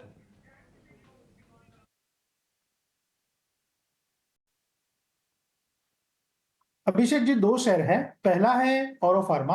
अगर आप औरो फार्मा के पैटर्न देखें तो 1125 के ऊपर एक स्ट्रॉन्ग ब्रेकआउट मिला है, तो 1134 के ऊपर फ्यूचर्स ट्रेड कर रहा है, यहाँ पे खरीदने की सलाह रहेगी। आज के लिए स्टॉप लॉस रहेगा 1100 का, पहला टारगेट रहेगा 1160, दूसरा टारगेट रहेगा 1190। और दूसरा जो स्टॉक है वो है एशियन पेंट्स। हमें लग रहा है एशियन पेंट्स में भी ट्रेंड का एक्सटेंशन है। 2780 के ऊपर फ्यूचर्स ट्रेड कर रहा है, तो 2780 के ऊपर खरीदने की सलाह रहेगी। 2740 का स्टॉप लॉस रहेगा। 2800 पहला टारगेट, 2810 दूसरा टारगेट। तो औरो फार्मा और एशियन पेंट्स, ये दो शेयर है सर। ये जो इंडिया विक्स अभी आप बढ़ता हुआ देख पा रहे हैं 20-21 तक का, हमने पिछली बार का चुनाव का भी एनालिसिस किया और उस समय ये देखा कि उस समय कितना इंडिया विक्स था। आप देखो, जब पिछली बार सरकार का सेकंड टर्म था उसमें एंटी इनकम्बेंसी का प्रेशर कम था, लेकिन उसके बावजूद भी इंडिया विक्स तब भी 2530 तक चला गया था। इस बार तो थर्ड टर्म के लिए वो जा रहे हैं और इस बार एंटी इनकम्बेंसी कई बार नोटिस हो जाती है। तो आप ये सोच के देखिए कि इस बार 25 तक या 30 तक का इंडिया विक्स क्यों नहीं आ सकता, आ सकता है। और ट्रस्ट मी, इंडिया विक्स जब तक बढ़ता रहेगा, बाजार के अंदर पुल बैक नहीं आएगा तो नहीं आएगा। इंडिया विक्स दो चीज़ों का सूचक होता है, first fear, second momentum. Momentum तो चल रहा है बाजार के अंदर, वो गिरावट का है। और दूसरा फियर है मार्केट के अंदर। ये फियर क्या सिर्फ चुनावों का है, क्या सिर्फ एफआईज का है, ये फियर्स क्या सिर्फ चाइना के वापस ग्रोथ करने का जो कंपटीशन देगा, ये फियर क्या किसी और चीज का भी हो सकता है, अभी नहीं पता, बट मार्केट के अंदर फियर है। ये फियर दो काम नहीं करने दे रहा बाजार के अंदर। पहला, शॉर्ट की कवरिंग नहीं करने दे रहा। शॉर्ट्स हैं सिस्टम में लेकिन उनको कवर नहीं करेंगे। आप चल सकते हो, शॉर्ट कवरिंग आती है बाजार में और कई बार आई हैं, लेकिन वो इसलिए नहीं आ रही है क्योंकि विक्स आई है, वो आपको कवर ही नहीं करने दे रहा। दूसरा, शॉर्ट्स का प्रेशर इतना ज़्यादा हो गया कि उसने लेयर टू लेयर आपके सारे लेवल्स तोड़े हुए हैं, इसलिए रेजिस्टेंस पक्के हो गए हैं। इसलिए आप चाहते तो हो कि कवरिंग आ जाए, आपका मन भी कहता है कवरिंग आएगी, लेकिन कवरिंग आएगी कैसे? पहले फियर तो कम करो, डर कम हो, तभी तो आप कमरे से बाहर निकलोगे, नहीं तो आप कमरे के अंदर दुपक के बैठे रहोगे। कुछ कुछ वैसी वाली फीलिंग आपको मार्केट के अंदर आ जाती हुई दिख रही होगी। खैर, एनी हाउ, मैं इस पर और भी कुछ बात रखूंगा आपके सामने। एक और चीज़, मेरे को थोड़ा लीडरशिप क्राइसिस भी दिख रहा है। हालांकि लीडरशिप क्राइसिस उतना नहीं है, लेकिन फिर भी कम से कम HDFC, Reliance, TCS, Infosys, HUL, इन सभी शेयर्स को अगर आप चेक करेंगे तो आपको सिर्फ एक HUL में थोड़ा बहुत एफर्ट्स दिख रहा होगा, नहीं तो ज़्यादातर शेयर्स आपको लाल निशान में दिखेंगे। ये एक और नोटिस करने वाला पॉइंट है। एक और चीज़ मैं आपको नोटिस कराता हूँ, बैंक निफ्टी के पास 47,000 का इंपॉर्टेंट सपोर्ट और निफ्टी के पास 22,000 का था, तो आज निफ्टी ने 22,000 तोड़ा, बैंक निफ्टी ने 47,000 नहीं तोड़ा। तो आज हो सकता है पहली नज़र में बैंक निफ्टी अभी तो वीक है, लेकिन अगर आज में हल्की सी भी रिकवरी हुई तो बैंक निफ्टी पहले करवाएगा रिकवरी। ये माइंड देना चाहिए, अब ध्यान देने वाली बात है। दूसरा पॉइंट, यूपीएल के अंदर बढ़िया तेजी आई है। शिवांगी शारदा, यूपीएल जरा चेक करेंगे कितना और चल सकता है? इसके डीएनए में नहीं है इस तरह का बढ़ना 2-2, 3-3 दिन तक। ये एक पुल बैक वाला शेयर है, ग्रोथ का शेयर नहीं है। आप इसका मंथली चार्ट दिखाओ तो आपको पता लगेगा। ये एक पुल बैक दिखा रहा है, बट स्ट्रॉन्ग पुल बैक है पिछले 2 दिन से। आप जरा देख के बताइए क्या करना है इसमें। जी बिल्कुल सही कहा डिम्पी जी। पिछले हम देख रहे हैं कि 30 से 40 हफ्तों तक से स्टॉक जो है एक वीकनेस में था, एंड कहीं ना कहीं जो रेजिस्टेंसेस है वो लोअर जोन्स की तरफ शिफ्ट होते हुए दिख रहे हैं। पर अभी हाल ही में इसने एक सपोर्ट लिया है अराउंड 445 के आसपास, जो एक क्रूशियल लेवल बनते हुए दिख रहा है स्टॉक के लिए। तो यहाँ पे एक अगर ये 500 के ऊपर होल्ड करते हुए दिखता है तो यहाँ पे एक अच्छी एक अच्छे बॉटम के साथ अच्छी तेजी देखने को मिल सकती है। तो इम्पोर्टेंट है 500 होल्ड करे, उसको एक सपोर्ट बनाते हुए चले, एंड अपसाइड में हम 530 और फिर मोमेंटम पकड़ते ही 550 तक के लेवल्स जो है एक्सपेक्ट कर सकते हैं। ठीक है, डन। कुछ कुछ और शेयर्स भी देखते हैं जरा, वहाँ पे समझते हैं कि वहाँ पे इस समय का ट्रेड कैसे बन रहा है, जहाँ पे जरा शुरुआती बढ़त। अच्छा, एक और चीज़, पहले जरा एडवांस डिक्लाइन भी दिखाइए, एफ एंड वाली एडवांस डिक्लाइन की प्लेट जरा दिखाइएगा, आपको थोड़ा आइडिया लग जाएगा उससे। आज शॉर्टिंग की तादाद ज़्यादा है, फिर से 100 से ऊपर ज़्यादा शेयर हैं जो आपको डिक्लाइंस के अंदर दिखेंगे। आप देख रहे हो रेशो डिस्टर्ब्ड है। और एक और चीज़ मैं बता देता हूँ, रेशो फ्राइडे को अच्छी थी, 140 शेयर ऊपर थे, लेकिन उसके बावजूद भी बाजार ज़्यादा चल नहीं पाया। निफ्टी को सिर्फ 50 पॉइंट, 60 पॉइंट, 70 पॉइंट ऊपर रखना पड़ा। बैंक निफ्टी तो चला ही नहीं, 150 पॉइंट नीचे था बाकायदा। तो ये रेशो जो हो रही है ना कि डिक्लाइंस ज़्यादा हैं, ये बॉटम पे आके भले रेशो बदले ना बदले, लेकिन लेवल्स आके रुक रहे हैं। थोड़ा सा डाइवर्जेंस हुआ है इस प्लेट के अंदर और लेवल्स के अंदर, बस मैं आपको इतना नोटिस करवाना चाहता हूँ। अदरवाइज मूड और माहौल ख़राब ही है। ये आप एडवांस डिक्लाइन से दिख रहे होंगे, विक्स बढ़ गया हुआ है। आगे फिर से दिखाते हैं। आज जो बढ़ने वाले शेयर्स हैं उसमें यूपीएल ऑलरेडी मैंने पता कर लिया। एक शेयर मेरी लिस्ट में और भी आ रहा है, उस शेयर का नाम है सिप्ला। ओपनिंग अच्छी थी इसकी, सिप्ला छोड़ देता हूँ, पूछ लिया होगा। कंटेनर कॉरपोरेशन 1000 के ऊपर आ गया। एक बार सोनी पटनायक, आपके रिकमेंडेशन कंटेनर कॉरपोरेशन पे, कॉनकोर। ओ, सोनी से बात नहीं हो पाएगी। मितेश जी, आवाज़ आ रही है आपको? बताओगे कंटेनर कॉर्पोरेशन 1000 के ऊपर आ गया, 2-3 दिन से अच्छा चला है। 2 दिन का चार्ट दिखाओ इसका। डेफिनेटली डिम्पी जी 1000 के ऊपर आया और ये साइकोलॉजिकल रेजिस्टेंस भी आपने बहुत ही अच्छी तरीके से नोटिस करवाई। ये शेयर 1008 के ऊपर 15 मिनट और आधे घंटे के चार्ट में एक बहुत ही स्ट्रॉन्ग ब्रेकआउट है। तो हमारे हिसाब से definitely extension of the trend है। 2 या 3 दिन में, इंट्राडे तो ठीक है, लेकिन 2 और 3 दिन में बहुत ही अच्छा एक अपसाइड देखने को मिल सकता है। अपर साइड के ऊपर एग्रेसिव टारगेट 1080 1100 के 2 से 3 दिन में आ सकते हैं। तो डेफिनेटली 985 के स्टॉप लॉस से इसको लेना है। पहला टारगेट 1080, दूसरा टारगेट 1100। 1 से 2 दिन के लिए रखिए क्योंकि ये फ्रेश ब्रेकआउट है और ये माहौल में इस तरह की बाइंग इनिशियल आवर्स में कॉनकॉर में आना वो थोड़ा सरप्राइजिंग है, जो कहता है कि डेफिनेटली ये एक्सटेंशन ऑफ ट्रेंड है। तो डेफिनेटली 1080 1100 अगले 1 से 2 दिन में स्टॉक्स अचीव कर सकता है। ठीक है, कुणाल परार भी मेरे को स्क्रीन पे दिखे थे, उनसे मैं एक जरा शेयर पता कर लेता हूँ। वो है पिरामिल एंटरप्राइजेस, PEL के नाम से शेयर दिखाना। मेरे पास जो शीट है उसके अकॉर्डिंग शेयर ख़राब हो रहा है और ना केवल उसके अंदर शॉर्टिंग खुल रही है, उसकी फ्यूचर्स वाली प्लेट भी दिखाना, उसके अंदर बिल्डअप भी आपको दिखेगा 3% के आसपास का। कुणाल जी जरा चेक करना, ये शेयर तो वैसे भी नहीं चला था, पुल बैक की अटैम्प्ट लेता है, अटैम्प्ट 2 दिन चलती है, तीसरे दिन फिर पिट जाता है। आज फिर से नीचे आया ये शेयर जी। 831 के अराउंड स्टॉक ट्रेड कर रहा है एंड एक काफी अच्छा सपोर्ट भी है प्रीवियस बॉटम का। बॉटम की बात करूं तो 805 के अराउंड का एक अच्छा खासा बॉटम है। मुझे लाइकली चांसेस लग रहा है कि यहाँ का सपोर्ट लेके स्टॉक हमें ऊपर में तकरीबन 870 से लेके 890 तक का लेवल दिखा सकता है।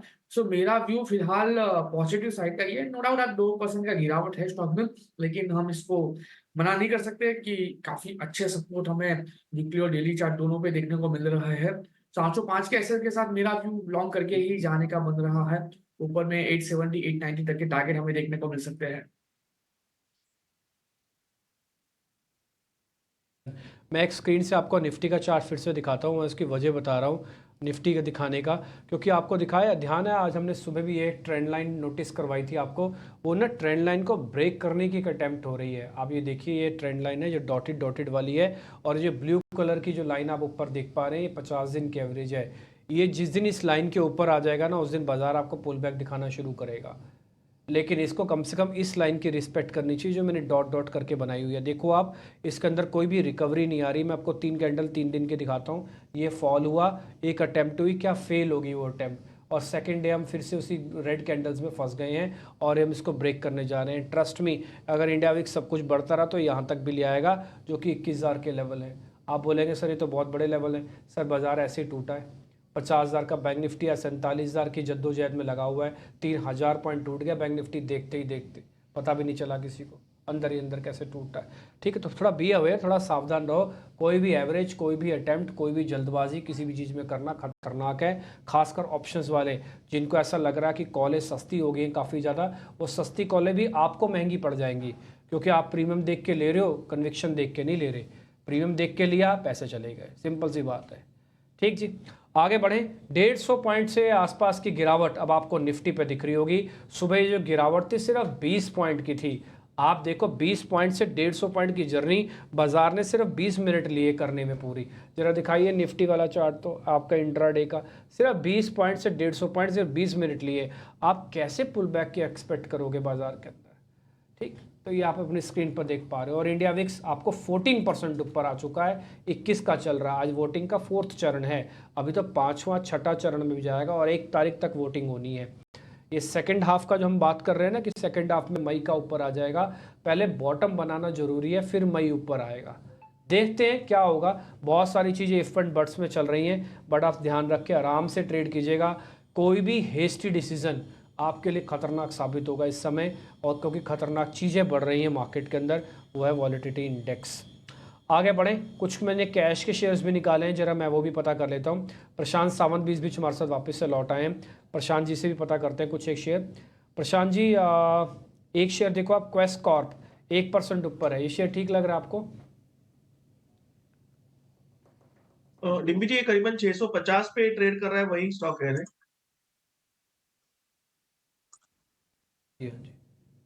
जी, तो यहाँ पे अगर हम देखें करीबन एक ब्रेकआउट का जो लेवल है वो करीबन 655 660 के आसपास है, वहीं पे ये कोशिश कर रहा है। बट जो अहम चीज होगी वो शुक्रवार का वॉल्यूम था, बहुत स्ट्रांग है और इसने 20 दिनों के एवरेज से बाइंग दिखाया, तो हम थोड़ा प्रीएम कर सकते हैं।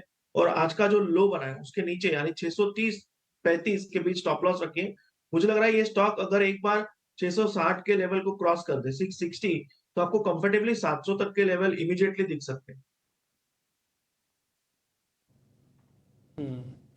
एक बार जरा जेके सीमेंट दिखाना स्क्रीन पर। जेके सीमेंट, उसके शायद नंबर भी आए हुए हैं इसलिए भी थोड़ा रिएक्शन देगा अलग से। एक बार जरा जेके सीमेंट दिखाइएगा, ये 4000 वाला शेयर है। गौरांग सर, ये सीमेंट कंपनीज पर आपका टेक क्या है? ज़्यादातर बाजार की गिरावट के अंदर पार्टिसिपेट कर रही है और टूटी भी हैं, इसमें कोई दो राय नहीं है ना। उनकी अपनी कॉस्ट शीट्स, बैलेंस शीट्स को उस समय लोग नज़रअंदाज भी कर रहे हैं कि क्रूड देखो नीचे से काफ़ी तेज़ी से ऊपर से नीचे भी आया हुआ है, नज़रअंदाज तो हो रहा है सब चीज़ें। लेकिन अगर आपका टेक चाहिए मेरे को सीमेंट कंपनीज पे, जेके सीमेंट तेज़ है इसलिए मेरी नज़र में आ गया, अदरवाइज ज़्यादातर सीमेंट कंपनीज तेज़ नहीं होनी चाहिए। एक बार दिखा देना सारी सीमेंट कंपनीज। और गौरांग सर आपका टेक। डिम्पी जी देखिए,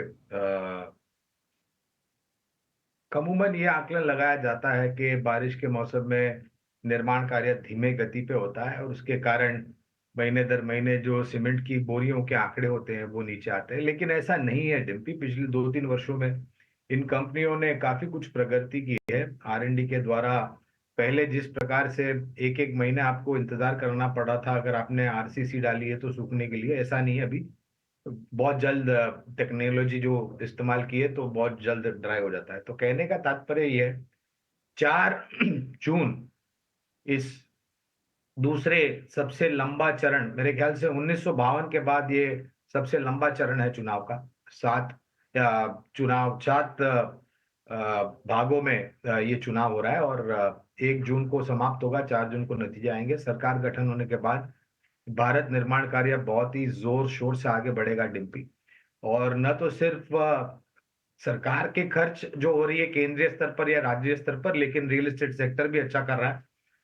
और जहां तक हमारी जानकारी है रियल एस्टेट सेक्टर दूसरे सबसे बड़ा क्षेत्र है जो सबसे ज्यादा सीमेंट की खपत होती है। निजी कंपनियां विस्तार योजनाएं करेगी, वहां भी सीमेंट का। ACC, अल्ट्राटेक, अंबुजा, ग्रासिम ये दिग्गज नाम है।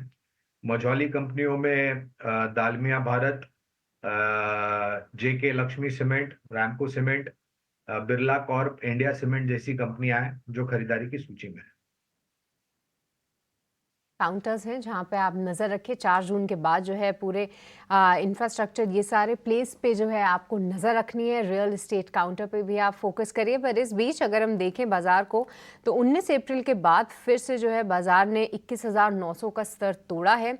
अभी फिलहाल 170 अंकों के करीब की गिरावट आप देख रहे हैं निफ्टी 50 में, और निफ्टी बैंक जो है करीब 250 अंकों से ज़्यादा कमज़ोर है। पर टाटा मोटर्स सुबह से ही कोई भी रिकवरी के संकेत नहीं है, 5% से ज़्यादा की गिरावट के साथ यहाँ पे शुरुआत ज़रूर हुई थी, पर अब वो गिरावट गहराती हुई 8% की कमजोरी है। और सभी ऑटो काउंटर्स में सिर्फ आयशर मोटर्स और एस्कॉर्ट्स को अगर हम छोड़ दें तो बाकी सभी दिग्गज ऑटो नेम्स जैसे कि TVS Motors, hero MotoCorp, even Ashok Leyland जैसे काउंटर्स भी आज इस पिटाई का शिकार हो रहे हैं।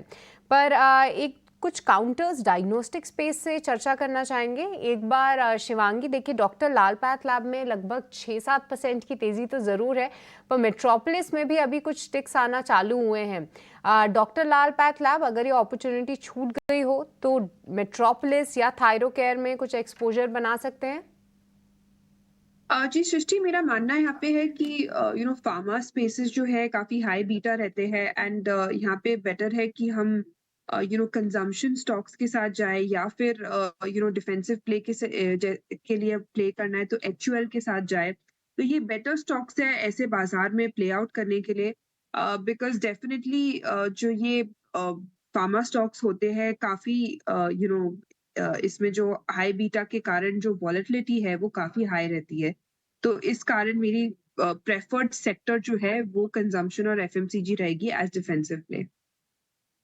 प्रेफर्ड सेक्टर एफएमसीजी दिख रहा है। पर गौरांग सर, एक बार आपसे जितने भी पीएसयू बैंकिंग के नतीजे आ रहे हैं उस पर चर्चा करना चाहेंगे। हालांकि नतीजे बहुत ज़्यादा निराश तो नहीं कर रहे हैं, स्लिपेजेस बीओबी के बढ़ते हुए नज़र आए, पर एसबीआई के नंबर्स तो अच्छे देखने को मिले, पर मार्केट्स कहीं ना कहीं उनको रिवॉर्ड नहीं कर रहा है।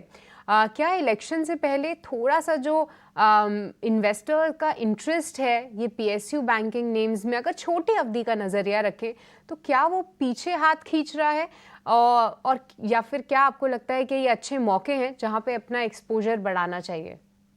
देखिए सृष्टि, आज है 13 मई और मेरे ख्याल से अगर छोटी मध्यम अवधि में आपको बाजार परेशान कर रहा है, जैसे अभी डिम्पी भी बता रहे थे 20 पर आ गया इंडिया विक्स, 25 तक जा सकता है, इसमें कोई दो राय नहीं है।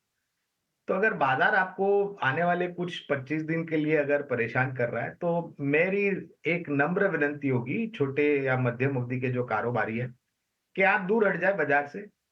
निर्णायक तरीके से ये एक के बाद एक जो चरण खत्म हो जाएंगे।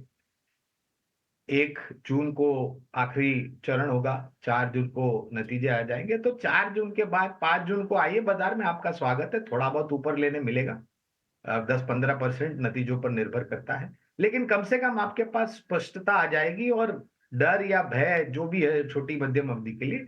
और कभी कभी ऐसा भी होता है कि आप बाजार में कुछ न करें तो भी अच्छा होता है। जहां तक आपका प्रश्न है, मेरे ख्याल से सृष्टि, सरकारी बैंकों में जिस तरीके से नतीजे आ रहे हैं, state bank of India, bank of Baroda, Canara bank,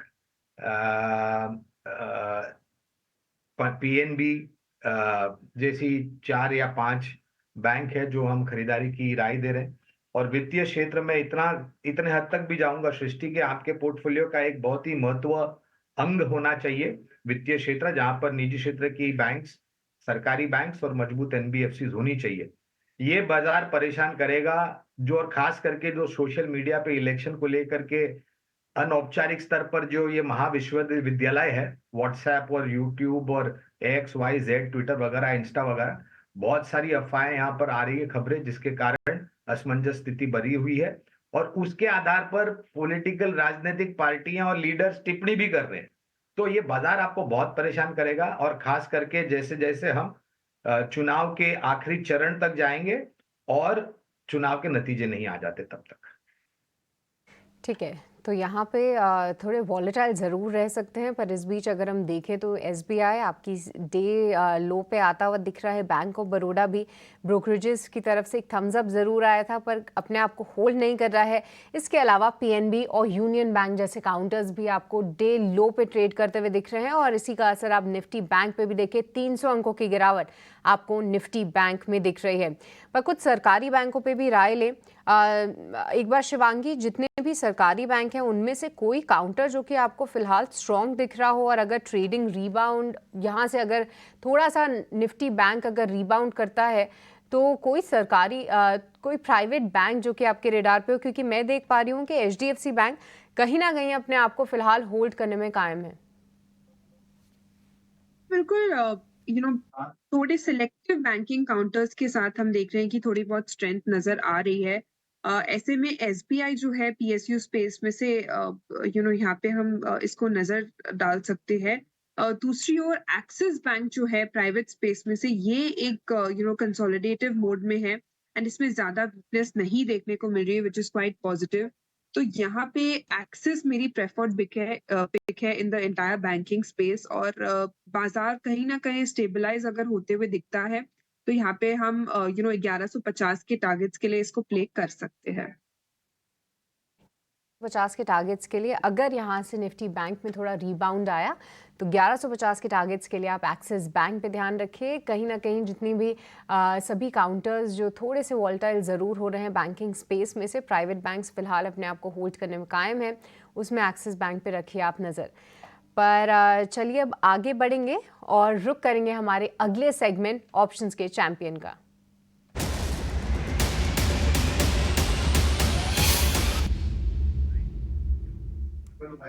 तो आज के ऑप्शंस की रणनीति बताने के लिए हमारे साथ आदित्य अरोड़ा मौजूद है। Aditya, very good morning. बताइए आज क्या कुछ रणनीति है आपकी ऑप्शन सेगमेंट में से?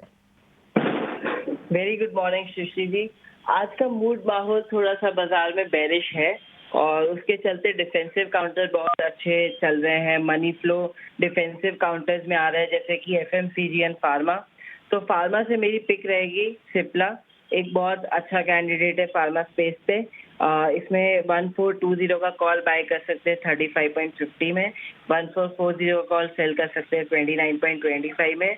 इसमें मैक्सिमम लॉस पोटेंशियल है 4062 और मैक्सिमम प्रॉफिट पोटेंशियल है 8938। तो बुलिश स्ट्रैटेजी है, स्टॉक ऊपर जाएगा तो पैसा बनेगा।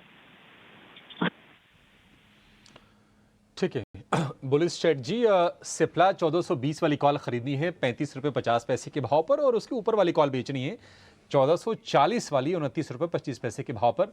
अधिकतम मुनाफा 8,938, अधिकतम नुकसान इसका करीब करीब आधा 4,062 रुपये का। ये सिप्ला के शेयर में सिप्ला हम देख रहे हैं कि आज ये निफ्टी का टॉप गेनर है 5% की तेज़ी के साथ और ये ऑप्शन की स्ट्रेटजी ताकि थोड़ा सा आप सेफ रहें इस बड़ी तेज़ी के बाद भी। चलिए कुछ और शेयरों पर ज़रा व्यू लेंगे और समझने की कोशिश करते हैं कि आपके लिए बाजार में आपकी रणनीति क्या होनी चाहिए। आज हम देख रहे हैं कि गिरावट है टाटा मोटर्स में काफ़ी ज़्यादा। टाटा ग्रुप की कुछ और शेयरों की बात करें तो टाटा स्टील पर भी प्रेशर हमें देखने को मिल रहा है। लेकिन तेज़ी वाले अगर हम शेयरों की बात करें, शारदा क्रॉपकेम पर ज़रा एक व्यू दीजिए आप कुणाल जी। शारदा क्रॉपकेम नतीजे इसके आए थे, शेयर 8% ऊपर है। क्या इस तेजी के बाद भी अभी और तेजी आप देख रहे हैं? वेल बट ऑब्वियसली और भी तेजी देखने को मिल सकती है पर्टिकुलर काउंटर्स में। इतना ही नहीं, स्टॉक ने अगर वीकली चार्ट पे देखने जाए तो ब्रेकआउट भी यहाँ पे कहीं दे रहा है। डेली चार्ट पे जो 380 382 का जो लेवल था उसके ऊपर स्टॉक ट्रेड कर रहा है और गैप ओपनिंग के साथ है। सो मुझे लग रहा है कि कहीं ना कहीं मोमेंटम डेफिनेटली पॉजिटिव साइड की हमें यहाँ पे देखने को मिल सकती है। मैं कहूंगा कि अगर पोजीशन है तो होल्ड करके चलने की सलाह है, नई पोजीशन खरीदारी करके नहीं चलने की सलाह, क्योंकि 7.5 तक ऑलरेडी स्टॉक ऊपर है और रिस्क लोड अभी फिलहाल बैठेगा नहीं। तो जिनके पास ऑलरेडी पोजीशन ऊपर उनके लिए जो है होल्ड करके चलिए। ऊपर में 420 तक के लेवल ऐसे टारगेट हमें देखने को मिल सकते हैं। ठीक है, शारदा क्रॉप के पोजीशन है तो ठीक है, नहीं तो फिर उसको आप छोड़ दीजिए। इस बीच इंडेजीन जो कि फार्मा सेक्टर से जुड़ी कंपनी है और आईपीओ को बहुत दमदार सब्सक्रिप्शन मिला था। बड़े लिस्टिंग गेन के लिए आपको पैसे लगाने की हमने सलाह दी भी थी, वो सेटल हुआ है 659 रुपये पर। इशू प्राइस था 452 रुपये, तो करीब करीब 40% 45% के प्रीमियम पर 200 रुपये से ज़्यादा ऊपर इसका भाव सेटल होता हुआ दिख रहा है। कारोबार काफ़ी अच्छा है, अमेरिका यूरोप में इनका बड़ा कारोबार है और बड़े क्लाइंट्स के साथ ये कंपनी काम करती है। 659 रुपये का भाव आपको स्क्रीन पर दिख रहा होगा। लिस्टिंग जब होगी तो लिस्टिंग की तस्वीरें भी आपके सामने हम लेकर ज़रूर आएंगे। 659 रुपये पर फिलहाल आपको इसका भाव दिखेगा प्री ओपन में। सीजी पावर जरा आप चेक करेंगे शिवांगी जी, सीजी पावर में क्या आपको तेज़ी बढ़ती हुई दिख रही है क्या? क्योंकि अगर हम महीने भर की बात करें तो 18-20% ये शेयर चल चुका है। अच्छा ठीक है, शिवांगी हमारे साथ नहीं है। मितेश जी आपसे व्यू चाहिए सीजी पावर को लेकर। डेफिनेटली सर, सीजी पावर को जो अगर आप स्टॉक डेली और वीकली चार्ट के ऊपर देखेंगे तो डेफिनेटली एक बहुत ही strong extension of the trend है। और 580 के ऊपर आज टिका है तो डेफिनेटली 1 या 2 दिन में इसमें बहुत ही स्ट्रॉन्ग अपसाइड आ सकती है। 560 के स्टॉप लॉस से आपको लेना चाहिए स्टॉक। हमारे हिसाब से जो गोइंग फॉरवर्ड टारगेट आता है वो आता है 625 टू 650। तो डेफिनेटली करंट मार्केट के ऊपर सीजी पावर में बाय साइड ट्रेड फॉर्मेशन करने की सलाह रहेगी। सीजी पावर को लेकर ये व्यू करीब करीब 1.25% ऊपर ये शेयर कारोबार कर रहा है। हिंदुस्तान कॉपर में आज कमजोरी है और आज हम देख रहे हैं कि पूरे के पूरे मेटल पैक में ही कमजोरी है, 4% नीचे है हिंदुस्तान का कॉपर। जरा आप बताइए कुणाल जी, क्या ये और नीचे जाएगा तो शॉर्ट करें, नहीं तो फिर इसको छोड़ देंगे? वेल अभिषेक जी, बंधन बैंक फिलहाल जिस लेवल पे ट्रेड कर रहा है और जो लाइकली चांसेस पर्टिकुलर स्टॉक के बन रहे हैं, मुझे लग रहा है कि थोड़ा सा वेट एंड वॉच करना चाहिए। फिलहाल इस पे शॉर्ट पोजीशन नहीं बनानी चाहिए क्योंकि स्टॉक ऑलरेडी एक रेंज में चल रहा है, ऊपर 189 और लोअर लेवल पे देखने जाए तो 182। सो अगर 182 ब्रेक होता है तो लाइकली चांसेस है ये स्टॉक वहां पे एक अपवर्ड राइजिंग ट्रेंड लाइन का भी ब्रेकडाउन हमें दे देगा। उसके बेस पे 178 और 178 से लेकर 123 तक के भी लेवल ये हमें दिखा सकता है। तो मैं फिलहाल प्रेजेंट लेवल से शॉर्ट करके चलने की सलाह नहीं दूंगा। मैं इतना ही कहूंगा अगर 182 ब्रेक होता है तो ही शॉर्ट करके चलिए, तो क्या है कि वहां पे कॉन्फिडेंस और बढ़ जाएगा कंफर्मेशन के साथ, और नीचे 172 170 के मिनिमम टारगेट हमें ये स्टॉक दिखा सकता है। ठीक है, बंधन बैंक पर आपको लगे हाथ व्यू मिल गया। चलिए पॉलीकैब की बात करेंगे। पॉलीकैब में आज हम अच्छी तेजी देख रहे हैं। दरअसल जो नतीजे आए हैं वो हैं दमदार। आय में 29% की बढ़त है और मुनाफे में भी 29% की बढ़त है। हालांकि मार्जिन पर हल्का सा दबाव है। कंपनी के नतीजों पर और ग्रोथ पर बातचीत करने के लिए मैनेजमेंट हमारे साथ हैं। कंपनी के सीएमडी इंदर जयसिंघानी हैं और एग्जीक्यूटिव डायरेक्टर और सीएफओ गंधर्व टोंगिया हैं। इंदर जी और गंधर्व जी, आप दोनों का बहुत शुक्रिया, स्वागत है टी9 स्वदेश पर। सबसे पहले गंधर्व आपके पास आएंगे। पहले तो बहुत बधाई, इतने दमदार आपने नंबर पेश किए हैं। और जरा बता पाएंगे कि मुनाफे के और आय में जो इतनी बढ़त आई है उसके पीछे के रीजंस क्या रहे, और आपने जो FY26 के लिए 20,000 करोड़ रुपए की सेल्स का जो टारगेट रखा है उसको आप क्या अचीव कर लेंगे? और ये भी बताइएगा कि FY25 के लिए मार्जिन का आउटलुक क्या है, क्योंकि मार्जिन पर हल्का सा प्रेशर देख रहे हैं अब। बहुत बहुत धन्यवाद आपके चैनल पे हमें बुलाने के लिए। जो चौथी तिमाही थी वो हमारी कंपनी के इतिहास में सबसे बेहतरीन तिमाही थी। लगभग 5600 करोड़ का हमने कुल कारोबार किया है। पूरे साल में लगभग 18,000 करोड़ का कारोबार किया है। ये कारोबार इतना अच्छा होने के कई सारे कारण हैं। एक कारण है कि मैक्रो एनवायरनमेंट काफी रोबस्ट है, डिमांड काफी अच्छी है। आप भले रेलवेज की बात करिए, इंफ्रास्ट्रक्चर की बात करिए, रियल एस्टेट की बात करिए, हर जगह अच्छा डिमांड है। दूसरा है कि हमारे पास में काफ़ी अच्छी कैपेसिटीज अवेलेबल हैं। जैसे जैसे डिमांड आती गई हम उसको हमारे सेल्स में कन्वर्ट करते चले गए, और वो जो इन्वेस्टमेंट हमने कई सालों से किए हुए हमारी मैन्युफैक्चरिंग कैपेसिटीज में उसको हम रियलाइज कर पाए। तीसरा है कि जो प्रोजेक्ट लीप ट्रांसफॉर्मेशन प्रोजेक्ट हमने चालू किया था करीब 3 साल पहले, उसके अंदर जो हमने कई सारे इनिशिएटिव्स लिए थे उनका हमें अभी फायदा मिलने लग गया है। हम अभी कस्टमर सेंट्रिसिटी पे समझते हैं क्या करना चाहिए, हम कस्टमर लाइफ साइकिल समझते हैं। कुछ वाइट स्पेसेस थे, कुछ जगह पे डिस्ट्रीब्यूटर्स थे, वहाँ पे डिस्ट्रीब्यूटर्स हैं। कुछ वाइट स्पेसेस थे जहाँ पे प्रोडक्ट्स अवेलेबल नहीं थे, वहाँ पे वो प्रोडक्ट्स है। उन सब की वजह से हमारा जो इस साल का लगभग 30% का जो ग्रोथ आया क्वार्टर में और साल में, वो लगभग पूरा का पूरा वॉल्यूम की वजह से आया है। और हमारा market share in cable and wire business अभी करीब 25 से 26% के आसपास हो गया है। आज सुबह जो बोर्ड मीटिंग हुई थी, हमारे बोर्ड ने डिविडेंड भी बढ़ाया है। अभी प्रति शेयर 30 रुपए का डिविडेंड का बोर्ड ने निश्चित किया है, जो अभी एजीएम में शेयर होल्डर्स के पास जाएगा और उनके अप्रूव होने के बाद में शेयर होल्डर्स के पास में डिस्ट्रीब्यूट किया जाएगा। तो ओवरऑल बहुत अच्छा रहा है ये साल, बहुत महत्वपूर्ण साल था, और हमें लगता है कि इसी तरह का ग्रोथ मोमेंटम हम लोग आगे सालों में भी मेंटेन कर पाएंगे। ठीक है इंदर जी, नमस्ते। मेरा क्वेश्चन ये भी होगा कि आगे चल के डिमांड आप कैसे देखते हैं, क्योंकि इंफ्रास्ट्रक्चर तो अप साइकिल में ही है। अब सरकार चाहे सेम आए या फिर चेंज हो गया, वो एक अलग बात है, लेकिन इंफ्रास्ट्रक्चर से शायद कोई भी दो हाथ नहीं करेगा। तो आपको लगता है डिमांड बनी रहेगी आगे भी? डिमांड ट्रेंड तो कंटिन्यूस अच्छी डिमांड बढ़ते जा रही है, क्यों हमारे देश में आज की तारीख में बहुत सी रिक्वायरमेंट्स अभी बाकी है, बहुत सी एरिया को डेवलप करना बाकी है, बहुत से रूरल डेवलप को डेवलप करना बाकी है। तो इंफ्रास्ट्रक्चर की डिमांड बहुत अच्छी चल रही है और electrifying every village and WiFi to every village and home to every man, जो हम हमारे जो नेता जो कमेंट कर रहे हैं, जो प्राइम मिनिस्टर जो कमेंट कर रहे हैं, वो हिसाब से वो रियल दिख रहा है, उतनी डिमांड है। हर जगह कंस्ट्रक्शन की बूम चल रही है, हर जगह इलेक्ट्रीफाइंग की डिमांड काफी है, काफी डेटा सेंटर आ रहे हैं। कि हर एक जगह देखा है कि इंडिया में बेसिकली इंटेलिजेंट आदमी बहुत है, उनके लिए जॉब क्रिएट करने हैं। तो बेसिकली जो अभी वे चल रहा है, मेरे को नहीं लगता है कोई भी इसमें स्टॉपेज आएगी। This will be continue grow for 5 to 10 years, continuous grow वो आगे दिखता हुआ है। और हमें मतलब आज लास्ट 6-8 महीने जो हम देख रहे हैं, जितनी स्पीड बढ़ रही है, वो रियल दिखता है कि आगे ग्रोथ कंटिन्यूस रहेगी। ठीक है, नमस्कार इंदर जी, मैं सृष्टि बात कर रही हूँ। अगर कुछ आपके सेगमेंटल परफॉर्मेंस की बात करें तो आपके एफएमसीजी कारोबार में एक अच्छी ग्रोथ देखने को मिली है। 17% की ग्रोथ आपने दर्ज की है। हम जानते हैं कि आपकी तरफ से कमेंट्री बहुत स्ट्रॉन्ग है, पर ये जो नंबर है इस पे आपसे समझना चाहेंगे कि क्या ये डबल डिजिट ग्रोथ, 15% से ज़्यादा की ग्रोथ आने वाले कुछ क्वार्टर्स में भी सस्टेनेबल है? इस पे आपकी क्या राय है? और साथ ही कौन से नए लॉन्चेस हैं जो कंपनी प्लान कर रही है, इसके बारे में भी बताइए।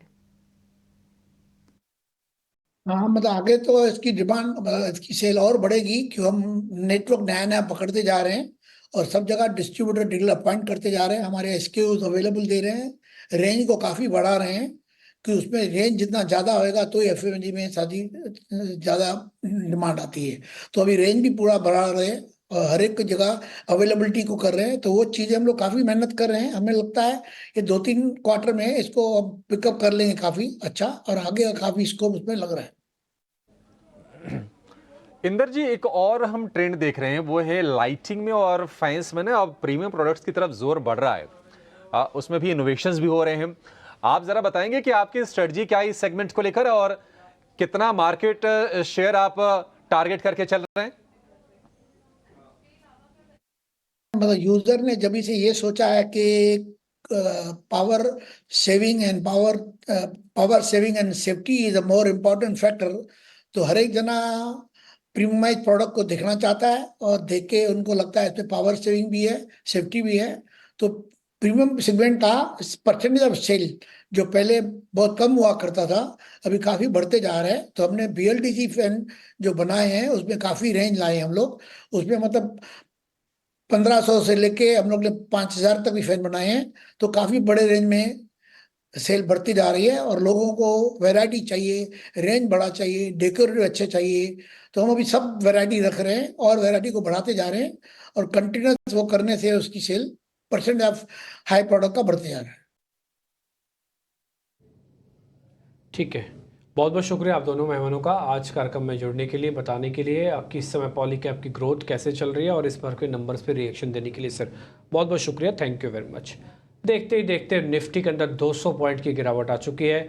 20 पॉइंट से शुरू हुए थे, 10 गुना गिरावट आज हमने इंट्राडे सेशन में यानी कि सिर्फ 1 घंटे में ही पहले में देख ली है। बैंक निफ्टी करीब 450 पॉइंट है। ऐसा नहीं कि बैंक निफ्टी आज लाल हरे निशान में नहीं आया, आज शुरुआत के पहले 5 मिनट देखेंगे ना तो बैंक निफ्टी हरे निशान में भी आया था, लेकिन अब उसमें जो गिरावट है 350 पॉइंट की है। आपको मैं विक्स दिखाऊं तो आपको देख के हैरानी भी होगी, 15% बढ़कर ये 21.25 के आसपास पहुंच गया। आज चौथे चरण का चुनाव चल रहा है। दूसरा एक और चीज़, अगर आप ऑप्शंस के प्रीमियम वगैरह देखेंगे, धो डाला जिसे कहते हैं ना कि वो कॉल्स को तो आप जिस रेट पे आपने लिया होगा उसी कॉल्स को उसी रेट से उन्होंने तोड़ना शुरू कर दिया। एग्जांपल मैं आपको बताऊं, सिर्फ 350, 400 वाली कॉल आज उनकी कीमत सिर्फ 50 रुपये रह गई है। अब वो रिकवर कब करेंगे, किस रूप में करेंगे पता नहीं, शायद गल भी जाए, कोई बड़ी बात नहीं है। आज एक और चीज़ मैं आपसे जरा नोटिस कराता हूँ, एडवांस डिक्लाइन रेशो एक बार ज़रा स्क्रीन पर दिखा दीजिए F&O वाले शेयर्स की, वो तो ख़राब है ही है।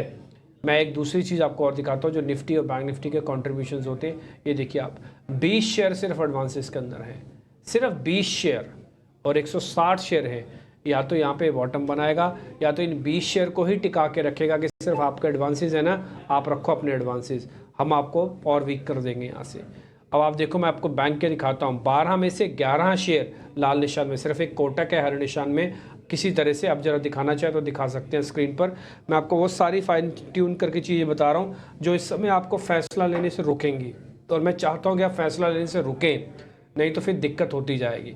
अगर आपने किसी भी रेट पे सिर्फ मन की बात मान ली कि भाई ठीक है, मैं अपने मन की बात करके मेरे को लगता है बाजार गिरेगा, बहुत गिर चुका, अब मैं पुल बैक ले लेता हूँ, वही मन ने आपको फंसा दिया। मैं फिर से बोलता हूँ, फैक्चुअली डाटा आपको थोड़ा महंगा करवा सकता है, लेकिन आपको सेफ्टी ज़रूर दिलवाएगा। 50 में से 40 शेयरों के अंदर नुकसान है और आप ट्रस्ट नहीं करेंगे, रिलायंस सबसे ज़्यादा डैमेज कर रहा है आज मार्केट के अंदर। दूसरे नंबर पे टाटा मोटर है। कोई आज ये क्लेम कर सकता है कि टाटा मोटर्स ने परेशान कर रखा है, लेकिन मैं बताऊं तो पॉइंट्स में रिलायंस इंडस्ट्रीज़ की वजह से आज पॉइंट्स ज़्यादा जा रहे हैं निफ्टी के बजाय टाटा मोटर्स के। टाटा मोटर्स 22 पॉइंट का लॉस दे रहा है, रिलायंस 35 पॉइंट का लॉस दे रहा है निफ्टी के अंदर। खैर, तस्वीरें आप दिखाएंगे जरा इंडिजिन की, आप क्योंकि वहाँ पे उसकी लिस्टिंग हो रही है, जरा दिखा सकते हैं, आपके पास तस्वीरें होंगी। आईपीओ की आज लिस्टिंग हो रही है, 10 बज चुकी है। अगर लिस्टिंग की तस्वीरें आपके पास हो तो ज़रा दिखाइएगा। ये करीब 34% ऊपर जाके है। ये फार्मा से जुड़ी हुई कंपनी है, एक्चुअली थोड़े ट्रायल्स वगैरह करते हैं, क्लिनिकली ट्रायल्स, और ये आप इस समय 34% के लिस्टिंग गेन का बेनिफिट ले रहे होंगे। 157 रुपये ऊपर है। ये लिस्टिंग की वो तस्वीरें जिसके बारे में भी आपको मैं जिक्र कर रहा था, आज इसकी लिस्टिंग हुई है। इंडिजिन करीब 70 गुना भरा था। ये ऊपर कुछ बैंड से इंफॉर्मेशन आपको और मिल रही है। अब ये ज़्यादा मैटर नहीं रखता कि कितना भरा था कितना नहीं, मैटर ये रखता है कि आपकी प्राइसिंग कितनी है और इस कंपनी के अंदर करना क्या है। अभी मेरे पास फंडामेंटल एनालिस्ट नहीं है जो शायद इसको कवर करते हुए, तो मैं ज़रूर दिखाता ज़रूर। खैर, ये तस्वीरें आप अपनी स्क्रीन पर देख पा रहे हैं।